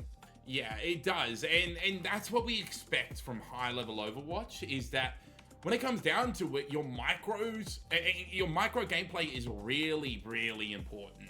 And just utilizing abilities to try and get the best value out of them in those clutch moments is what you expect from these high-level players. PK Fishy showing that so effectively in that moment. And honestly, leading up towards it as well, even the disengage after PK Fishy got caught out a little bit and had to use their ice block early, it was a very good disengage to not stagger out the fight, knowing that they had the percentage to be able to come back in and then utilize their abilities in a favorable manner. Yeah, the decision making from both of these teams is very much incredible so far, and it has resulted in such a close game. And yeah, so far we have both of these teams one each, and we are now on the final point. And coming into this one, we saw a lot of changes coming through. I mean, D.EO. Did I see an Echo?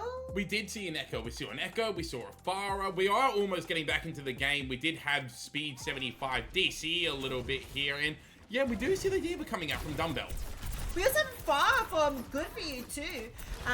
Speed For You, Speed is still on the hit scan, and Hope is still on the tracer.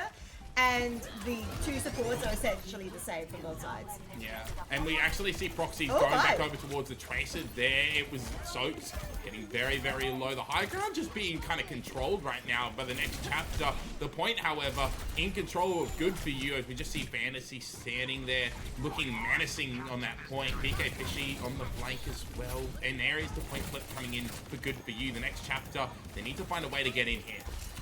How do you feel about the D.EO switch? Do you think the D.EO fits the team composition of the next chapter better?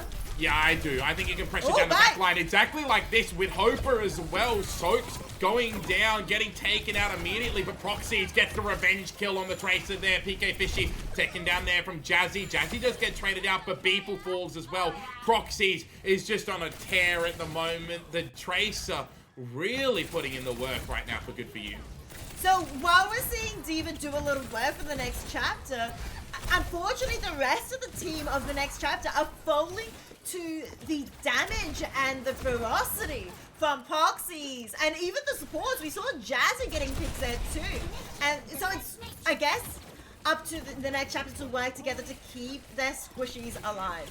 Yeah, 100% it is. Pulse Bomb coming through, just falls short there of the Brigida of Blink. So they're able to keep both their supports alive right now. The high ground being controlled once again from Dumbbell. There is the boost into the back line, but they can't really seem to find anything. Pulse Bomb coming in there from Hoper doesn't seem to connect. So they're unable to get that kill. Blink now uses their rally, and they're just trying to push forward here onto the back line. Soaks has already gone down. There's the stun up onto Fantasy. Fantasy goes down, but Proxy and Speed, they're trying to fight back with the usage of the orbital strike as well. They're trying to stay in this fight. Bob onto the point to contest it, so there's no chance of it being flipped here. Jazzy, though, gets taken down there. It says flank around here coming through from both Dumbbell and PK Fishy, who's still holding onto their ultimate. The Bob still stalling out the point for now, but with Speed going down, it looks like Good For You should be able to take this fight, even with Proxy just stalling out a little bit here.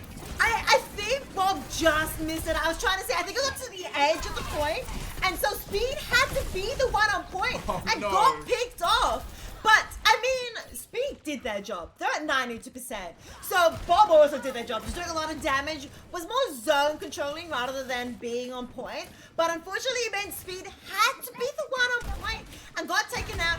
If Bob wasn't as fast and might have been able to stop a bit better on point, but here we are with a massive fight coming through.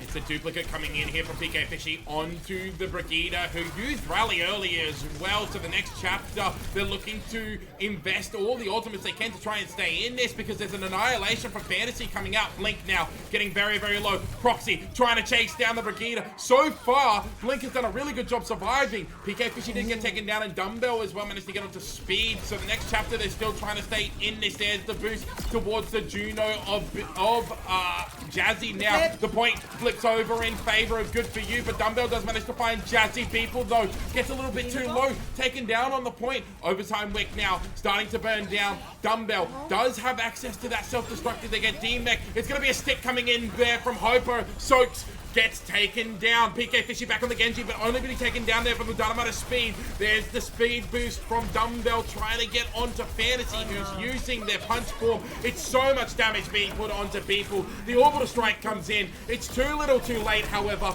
and it looks like map 1 will be going in favor of Good For You, and they'll go up in this series 1-0.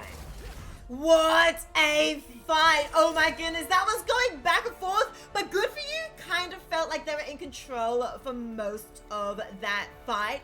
And the next chapter was kind of straggling, holding on, D.Va barely holding on to life. Yes, had the self-destruct available, but used it not as a way to get an advantage, but just to keep stalling, to try and wait for the supports to come back. But by the time the supports came back, you know, there was like nothing else for them to work with, and Good For You in control. I'm so sorry, hang on, I was talking.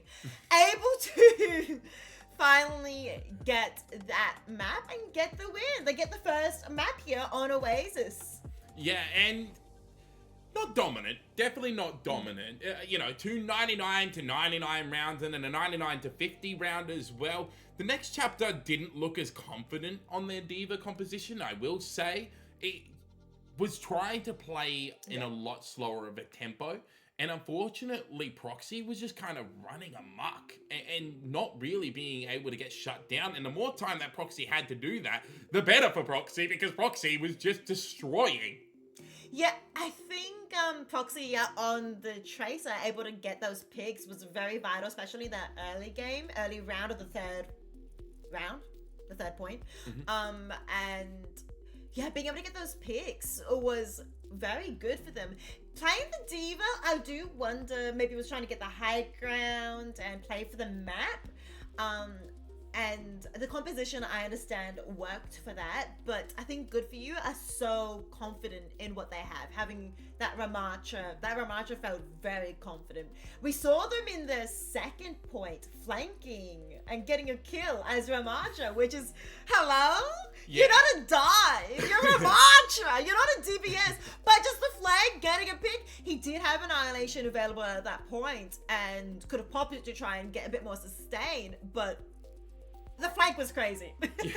yeah, we did see a couple of plays coming out from Good For You as well, and Good For You's Ramattra, where they were just kind of in the back line doing whatever they wanted, especially on that third map, where they were just kind of on the Brigitte all the time. And I almost felt quite bad there for Blink, because Blink was just getting punished for any positioning. It wasn't even bad positioning. Yeah, the positioning, I think the Ramattras were really exciting to watch in the first 2 rounds of that Oasis game. And I think the D.Va switch kind of made me a little bit sad. I could see what they were going for, but we'll see what they play in Numbani. Do you think they will be keeping the Ramattra for both teams or switching it out? I think you swap over to the D.Va here. You can play Ramattra and you can try and force point, but especially on this first point, it kind of makes you fish in a barrel. You just get surrounded on the high ground. One person anchors the high ground and you can just kind of swap it around with the Tracer and the D.Va, whoever wants to be on the point at the time. You can just keep doing that and touching and making sure they don't cap it up. But I think we're just going to see both teams trying to contest that high ground again. Playing that D.Va, we may see some Winston, but I think D.Va's just in a better position at the moment. Yeah, I think maybe the next chapter wanting the because they wanted to play D.Va in that previous map. They will be able to play D.Va here for sure on Numbani. And maybe they're banking on Good For You not being able to play D.Va very well, not as well as they are. Because, I mean, both of these teams are phenomenal on the Ramattra. And, well, we could maybe get Ramattra on the third point.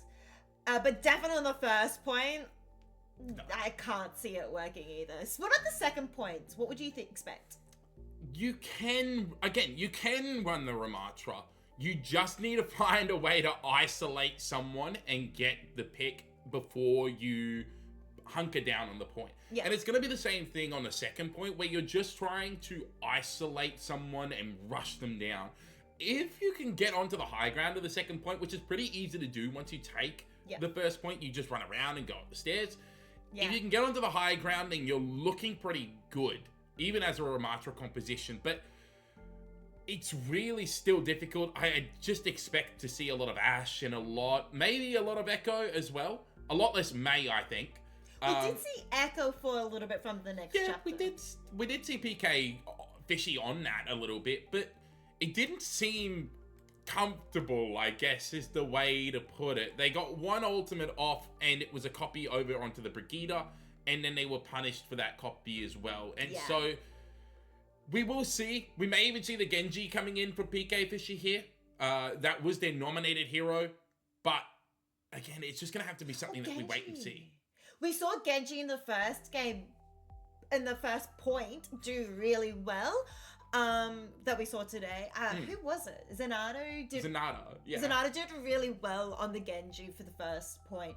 The second and the third point was a bit more shaky, but that first point, Genji really does shine. So we'll see whether or not it comes through. We are in game. Yeah, and there is the Ashe and PK Fishy going over to the Tracer here. So no longer Hoper on it. Yeah.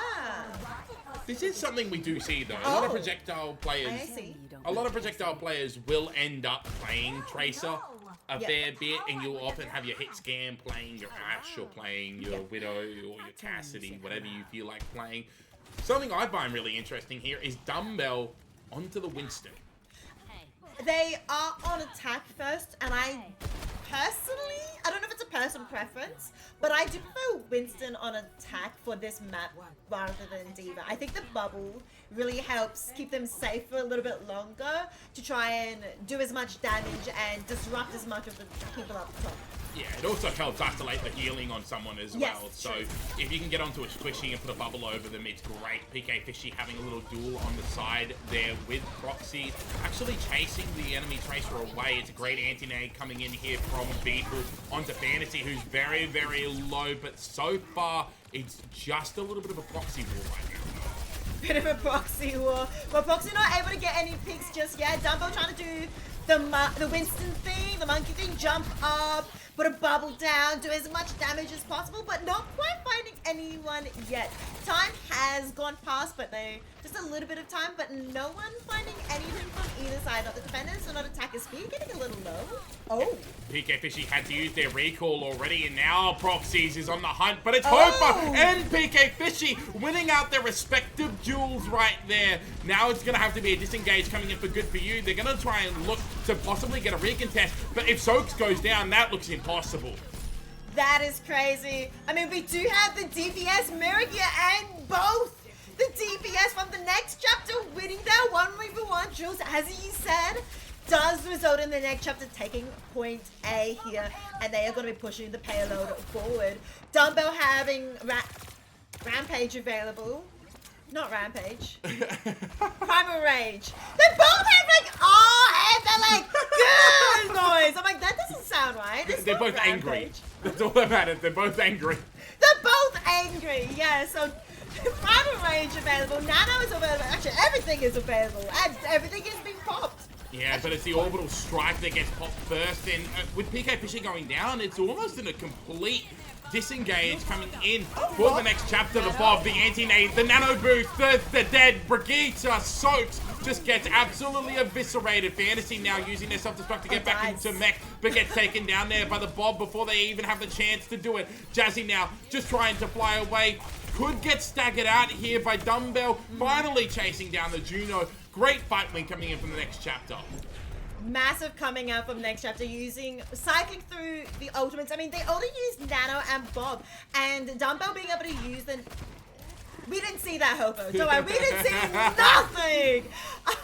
So the cycling coming out was good for them. Good for you, on the other hand, used 3 or 4 ultimates there. Switch on to Junker Queen is interesting. Speedy getting a pick onto Blink is massive. They also have Bob available to try and stop this point here.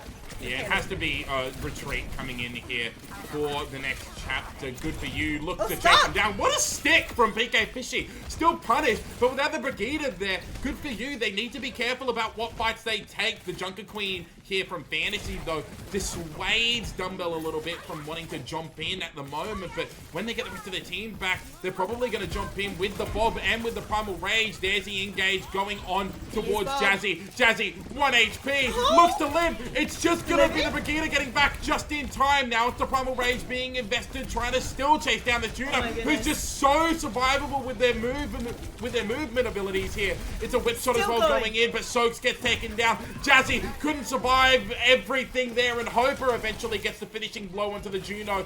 Proxies has to run away here. Hoper with 3 kills in this fight. In the next chapter, they cap point 2 with 4 minutes and 15 seconds on the clock. That's a lot of time, Harry. 4 minutes. I was questioning for a little bit Dumbo's insistence to get Jazzy.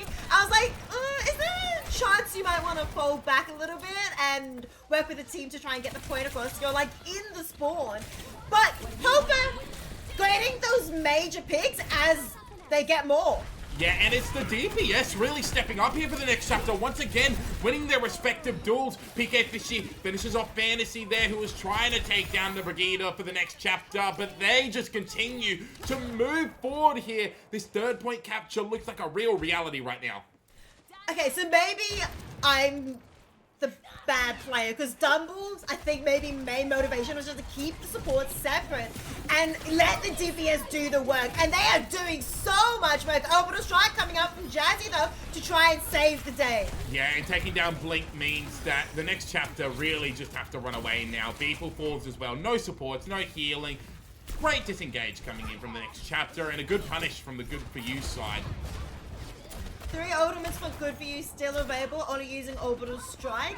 So they have Tracer Post Bomb, Rampage available from Jungle Queen, and Brigida Rally available. On the other hand, next chapter only have Post Bomb. Yeah, the Rampage comes in, connects onto Tutu, and both of those targets get taken down immediately. Beeple does get a consolation kill onto Soaks, but Good For You. They look pretty right now, although PK Fishy's on the point, currently backcapping everything. What? They took down Speed earlier. That's a lot of meterage being gained. Everyone has to run back. But now PK Fishy, they have to escape as well. I think they seem comfortable with the escape method, and by the time they escape, the rest of the team is already back with Primal Rage available at Post Bomb. Stocks! Speed gets taken down. There's no long range damage now for Good For You. Soaks has to invest the rally, but it was an antidote to Fantasy. That puts a lot of pressure into the tank for Good For You. Dumbbell getting stunned up there, but now uses the Primal Rage, trying to chase down Soaks. Soaks so low, being kept alive by Jazzy, but Jazzy falls, and then Soaks is very quick to follow. Now PK Fishy trying to duel out Proxies here, keeping the Tracer away, but it's Hoper who gets a finishing blow. Speed falls again. That is going to be the last point captured here from the next chapter, with 1 minute and 46 left in their time bank. Massive fight coming up for the next chapter, and they still had ultimate spare at the end though. So they could have kept the fight going if they needed, but they didn't need to because the picks coming out from the DPS, I believe this game here was very much like a Tracer and Ashe off. Like, they were mirroring the DPS and they were trying to do their best to take all the squishies out, and they were doing a lot of good job.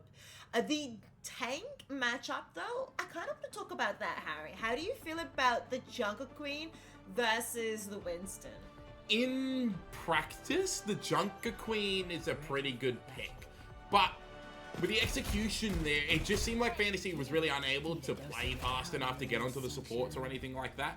And so they just kind of stood around for a fair bit of that. And they were under a lot of pressure with people throwing the anti-nades out. It seemed like they really weren't equipped to deal with this Ana pick. But, I mean, for the next chapter, you're pretty happy with them doing that because there's a lot less pressure on the backline. I think they're getting a 100% mirror at the moment. No? Okay, Proxies, my bad. He wants to change things up on us.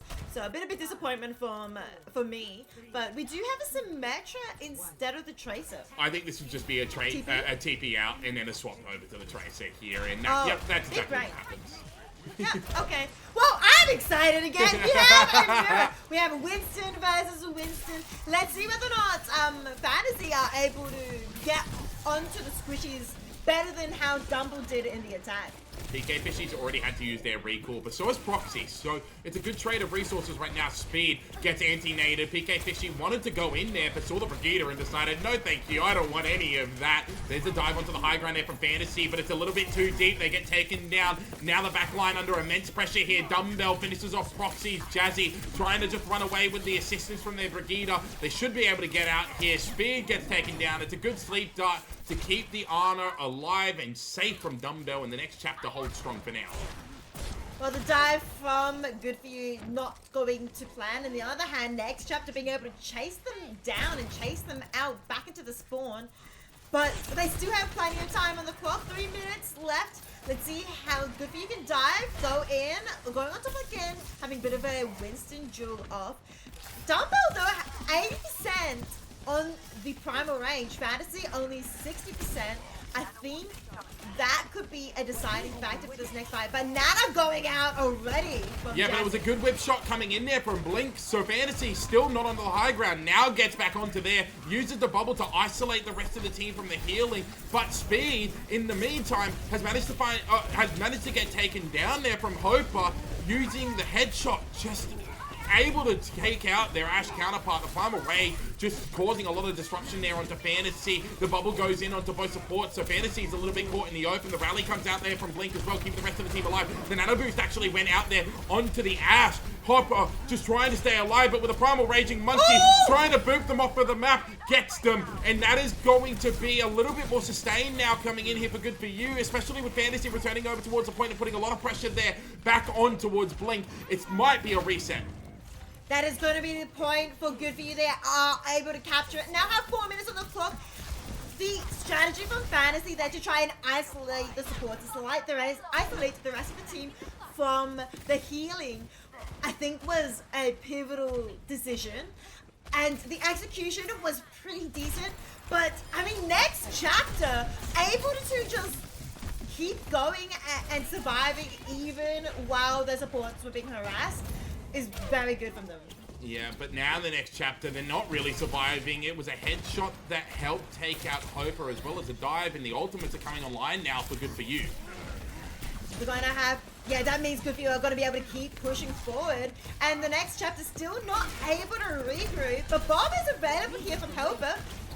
But Nano being used immediately onto Fantasy. Yeah, Fantasy gets onto the high ground, now drops down. It's an anti-nade that gets on to the Winston there for Good For You, and they have to back away a little bit. Still on critical health, getting healed up now from Jazzy. We do see the anti-nade going onto Blink. That's a good anti-nade. It's going to be a stick coming from Proxies, who's now starting to come a little bit alive. The Bob, though, was utilized, so it's contesting point at the moment. Although, as I say that, the point almost gets to the backside here, almost capped up. The Bob does finish off Proxy, so there's a lot less pressure on the back line here for Good For You. For the next chapter, they're just trying to stay alive, utilizing that rally. It's a Primal Rage. It boots everyone away from the point at the moment. PK Fishy there, just trying to stall it out, taken down by Stocks. But now, it's just going to be the second point captured up, and there's so much time still on the board here for Good For You.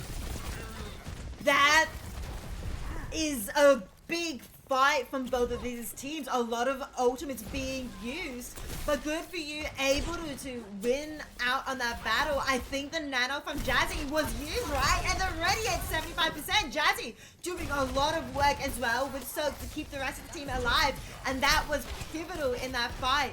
Next chapter though, only have Pulse Bomb being used, not able to find anyone. On the other hand, Good For You have both support ultimates here for this next fight. Do, but with Hopper finding a pick onto Speed, that may just cause an instant backup. Great anti-nade onto Soak. The sleep is good, but it's not enough to save their Brigida, and now it's a disengage coming in for Good For You, and this is crucial time being wasted off of the crop. So true, 3 minutes 20 left on the clock. Though, I mean, they're still well ahead of the next chapter. So they got plenty of time to work with, but now they're coming through onto Fantasy. Fantasy immediately takes down Hopper, and you are right. There is a lot of time being burnt off of the clock right now. Proxy finds people. Blink is getting low as well as PK Fishy, and things are starting to look pretty bad right now for the next chapter. They need to build up towards these crucial ultimates quickly. They have nothing at the moment. Post Bomb may be coming up very soon, as so is Primal Rage, but Proxies already has the Post Bomb, and there is 1v1 Tracer going on at the moment. Who's gonna win? Well, at the moment, Proxies is kind of dominating. They have the Pulse Bomb available. It's going to be a disengage coming out from PK Fishy, but PK Fishy's now out of the fight for a little bit. Lots of ultimates now built up there from the next chapter. It's going to be the rally coming through. Great stun up onto both the Tracer and the Winston, but Blink gets taken down there. Dumbbell now trying to hold stronger to the point, but Hoper gets taken down. It's a Primal Rage being utilized. Pulse Bomb doesn't find anything. There's the Bob into the back line coming out from Good For You. The next chapter now, it's just stalling out the point, trying to stay alive, but Soak's cleaning it up, means that Good For You will capture the third point with just about, well, actually exactly 20 seconds more than the next chapter. Fascinating fight at the end there. I would have to watch the replay to actually understand what happened. But I saw the Nano going out onto the Tracer there to try and keep them up. And I was like, well, if Tracer has that damage boost as well to try and do some more damage, and the zip, zip, zip, zip. The zip, zip, zips. The zip, zip, zips to try and stay on point. Next chapter could stall for a little bit longer, especially with the damage reduction that Nano gives. But the Tracer still got wiped out and eliminated. The Bob from Speed doing a lot of damage to try and keep the point moving, and I think the Bob played a more crucial role there than the Nano did.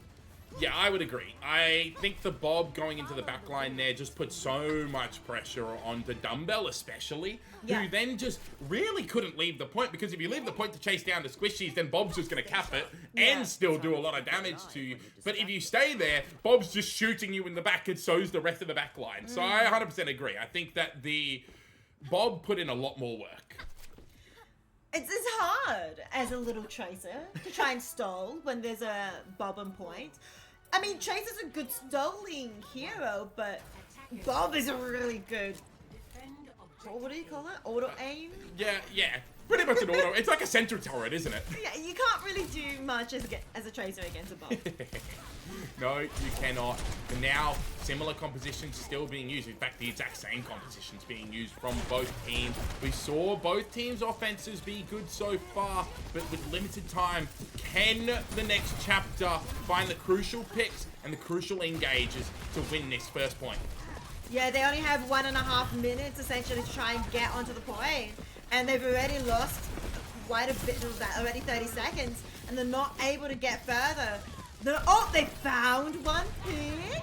Proxy's getting taken down there from B-Pool means that there's a lot less harassment on the backline. Dumbbell now just jumping up, getting knocked down, then jumping back up again. Sleep Dart being used there. Anti-Nade as well, doesn't connect onto anything. And Hoper once again finds the headshot onto Speed. It's going to be grabbing the Mega Health Pack here from Fantasy, trying to keep themselves alive. They may be able to recontest into this fight, but they'll be doing it without the Ash. No, they choose not to commit. No ultimates on the table for both teams just yet, but the payload is moving, and they will be getting ultimates. Oh, what? Fantasy just overstayed their welcome on that corner, and next chapter we're all over punishing the Winston there. The Tracer 1v1 coming through from Proxies, MPK Fishy, Fishy taking the health pack, and now the reset comes through from both teams. Both Pulse Bombs are available as well from those two chasers, but Proxy's looking more to engage in PK Fishies. Time is running out. They will now enter overtime, and next chapter want to try and push as fast as they can. Nano coming out of the Dumbbell, who also has Prime available. Pulse Bomb uses, gets whiffed. Sleep Dart onto the Nano boosted Winston. The Pulse Bomb from PK Fishy also doesn't get there, but no one's on the point. No, someone gets back onto the point just in time, but people gets taken down. Primal Rage being used in the back line now from Dumbbell. They're looking to try and finish this here. They need to try and stay on the point though, and with the rally from Blink, they may be able to sustain for just a little bit longer. Speed now onto the high ground, looking for some early picks here. Dumbbell takes down Proxy, so there's a lot less harassment into the back line here. PK Fishy trying to just dodge down the point. No one's on the point, and that is going to be the next chapter faltering in their attack. But with only 2 minutes to defend here, it may be enough. That was very well played from the next chapter to get that far, being able to get the point. But that fight there in overtime was going back and forth. I don't think it was, quote, a C9. I'm pretty sure they were picked off, but it was hard to tell because I think there were more good for you players still up at the end there, and the next chapter were on the back foot and trying to stay alive, trying to get back in time, and it was hard. I think even if Dumbbell using the Primal Rage a bit earlier than Fantasy did as well meant Fantasy was able to have more health available for that last fight there at the end on the point. And We got work to do. well, we'll see how good for you goes on this attack. They have the extra 20 seconds available to them, but 20 seconds really isn't that much more time. No, it isn't too much more time, but it does allow them a little bit more staging, and 20 seconds in terms of ult building is actually pretty big. Yeah, that is so true. They will be able to get more ultimates available on the board and won't feel as much pressure to use them compared to the next chapter. The next chapter didn't even have all the ultimates available to them by the time that final crucial fight happened in an overtime. No, they definitely didn't have that online. This is all going to be about the DPS, I think, stepping up here for the next chapter. They've been good so far, especially Hopper. Can they continue that? Well, the dives are coming through. Epoxy's getting burnt a little bit, but all safe. Fantasy going in for another dive, getting quite harassed by Hopper up the top there. Getting slept as well. Poor Dumbbell trying to do the most that they can do. Yeah, PK Fishy just harassing Speed on the side there. Actually almost blinks off the map there. Manages to keep themselves alive. That could have been disastrous. Now it's Fantasy. Anti-Nated being chased, being hunted. Finished off there. And Proxies goes down as well. There's no availability for the dive for the side of Good For You. And they've already wasted a minute here, Ricey.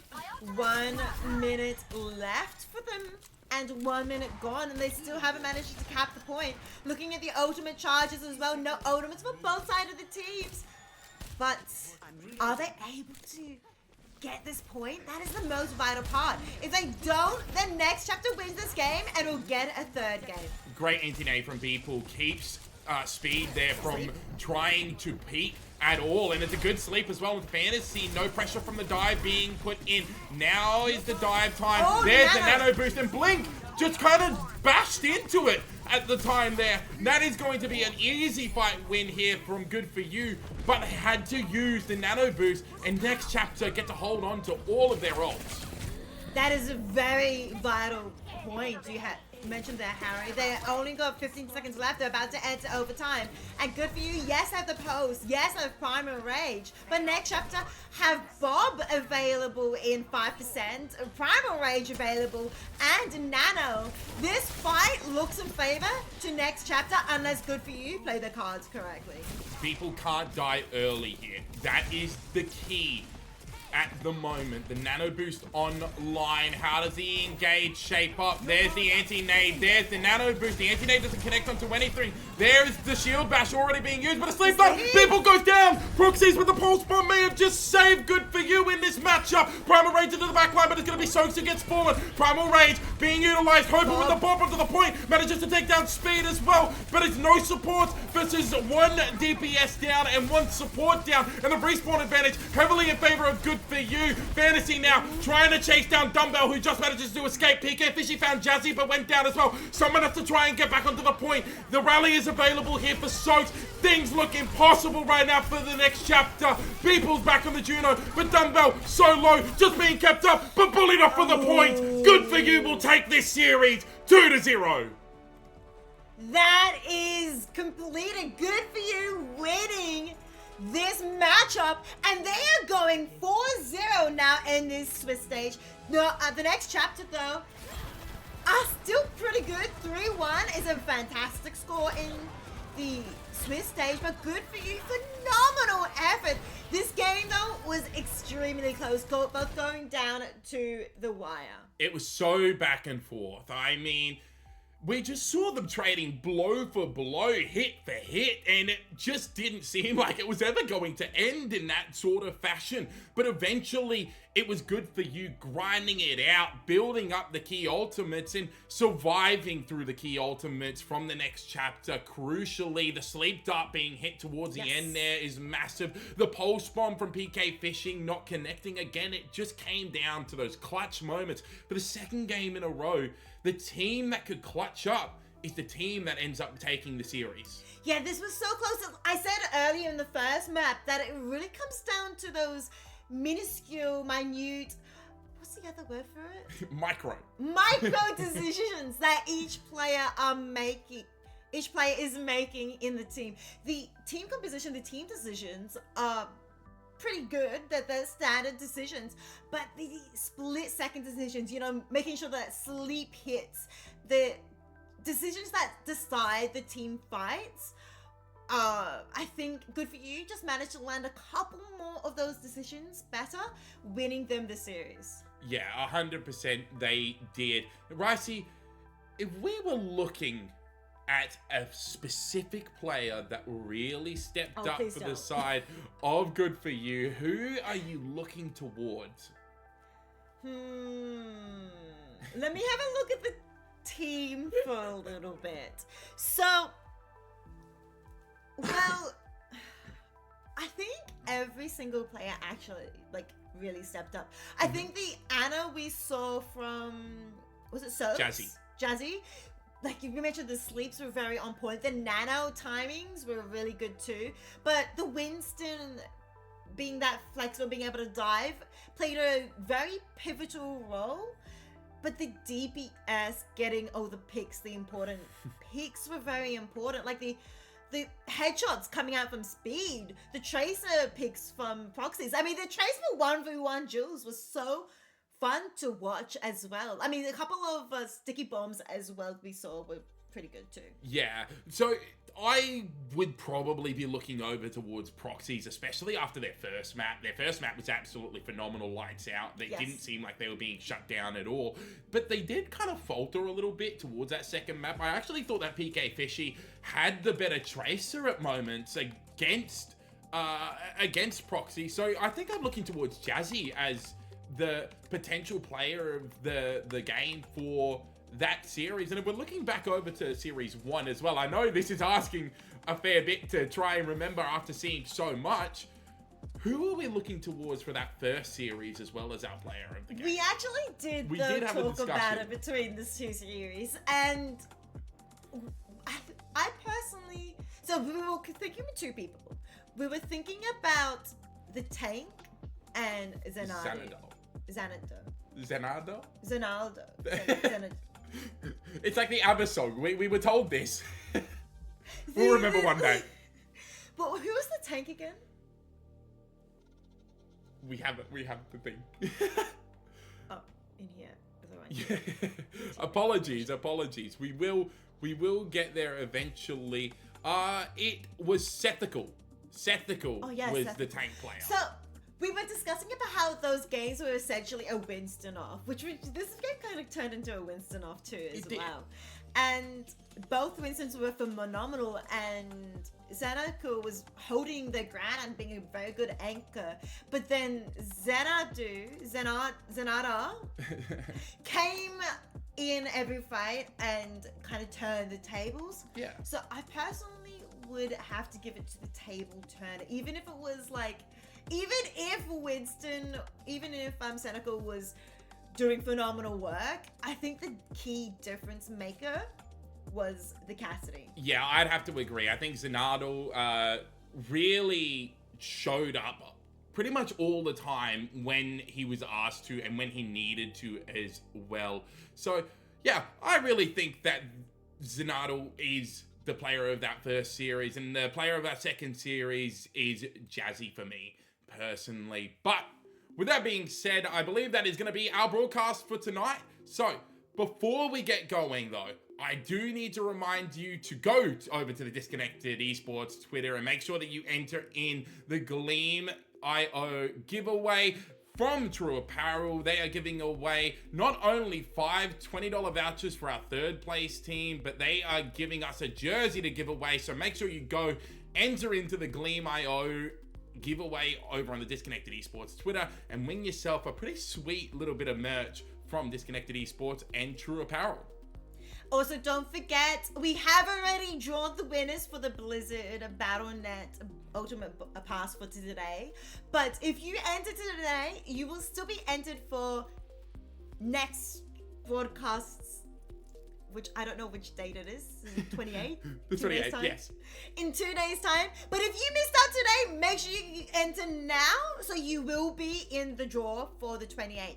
Or be here on the 28th, which is even better. And claim your prize in person. So make sure you guys come for that. So big thank you for Blizzard for sponsoring us by giving us those battle passes. True Apparel you mentioned already. Thank you for the sponsorship and also for giving the vouchers to the third place team, the $20 vouchers. But of course, there are 2 other sponsors we also need to talk about. Yeah, and we'll start off with a fan favorite, a community favorite, you could say. Quokka Mousepads, the OCE-based mousepad vendor, allowing you to purchase from a pre-existing range or upload your own image onto any size mousepad or game mat that you want as well. Our top 2 teams will be receiving 5 $50 vouchers each, and in addition to that, anyone who uses the code DEO 2024 will receive 25% off of their purchase thanks to Quokka Mousepad. I wonder if that stacks. I wonder if you can use the gift card with the discount. Yeah, right. Surely. You'd think so. Well, we've talked about a brand that has been working with us for a long while, but we do have a new brand coming in to support this Disconnected Esports Open Tournament, and that is BC Custom Computers. They are an up-and-coming, brand new PC business based out of Queensland, so another local Australian company. You can buy individual PC parts from them, or ask them to build the PC with those components, taking out the hassle of cable management. Oh my goodness, cable management, and freeing up your time. For Disconnected Esports, they have graciously provided us with several goodies, a custom PC for the first place team MVP, and many peripherals to give out on stream during the elimination days. So we're currently in the Swiss stage at the moment. So elimination is the final 2 days, which is the 5th and the 6th. So make sure you guys come for those 2 days and win some peripherals gifted to us from the BC Custom Computers. Yeah, phenomenal pricing as well. It's absolutely insane to be able to get that for being the MVP. So best of luck to everyone who's playing. Hopefully you guys can win that as well. But that is going to be all from us. Firstly, massive thank you to the production team behind the scenes as well. We have Abe as our observer tonight as well, the man behind the camera. We have Ricey actually doing the production as well as casting, just showing how talented she really is, flexing on us a little bit over here.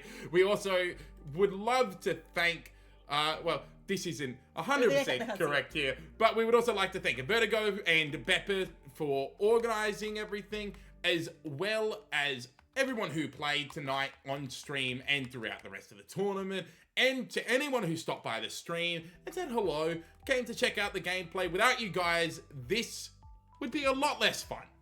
True. Thank you guys all for playing, for watching, for participating, and make sure you guys check out all of the sponsors that are involved in this tournament, and hopefully we'll see you guys in 2 days' time for the next broadcast. Yes, we will. Take care, guys. Have a lovely night.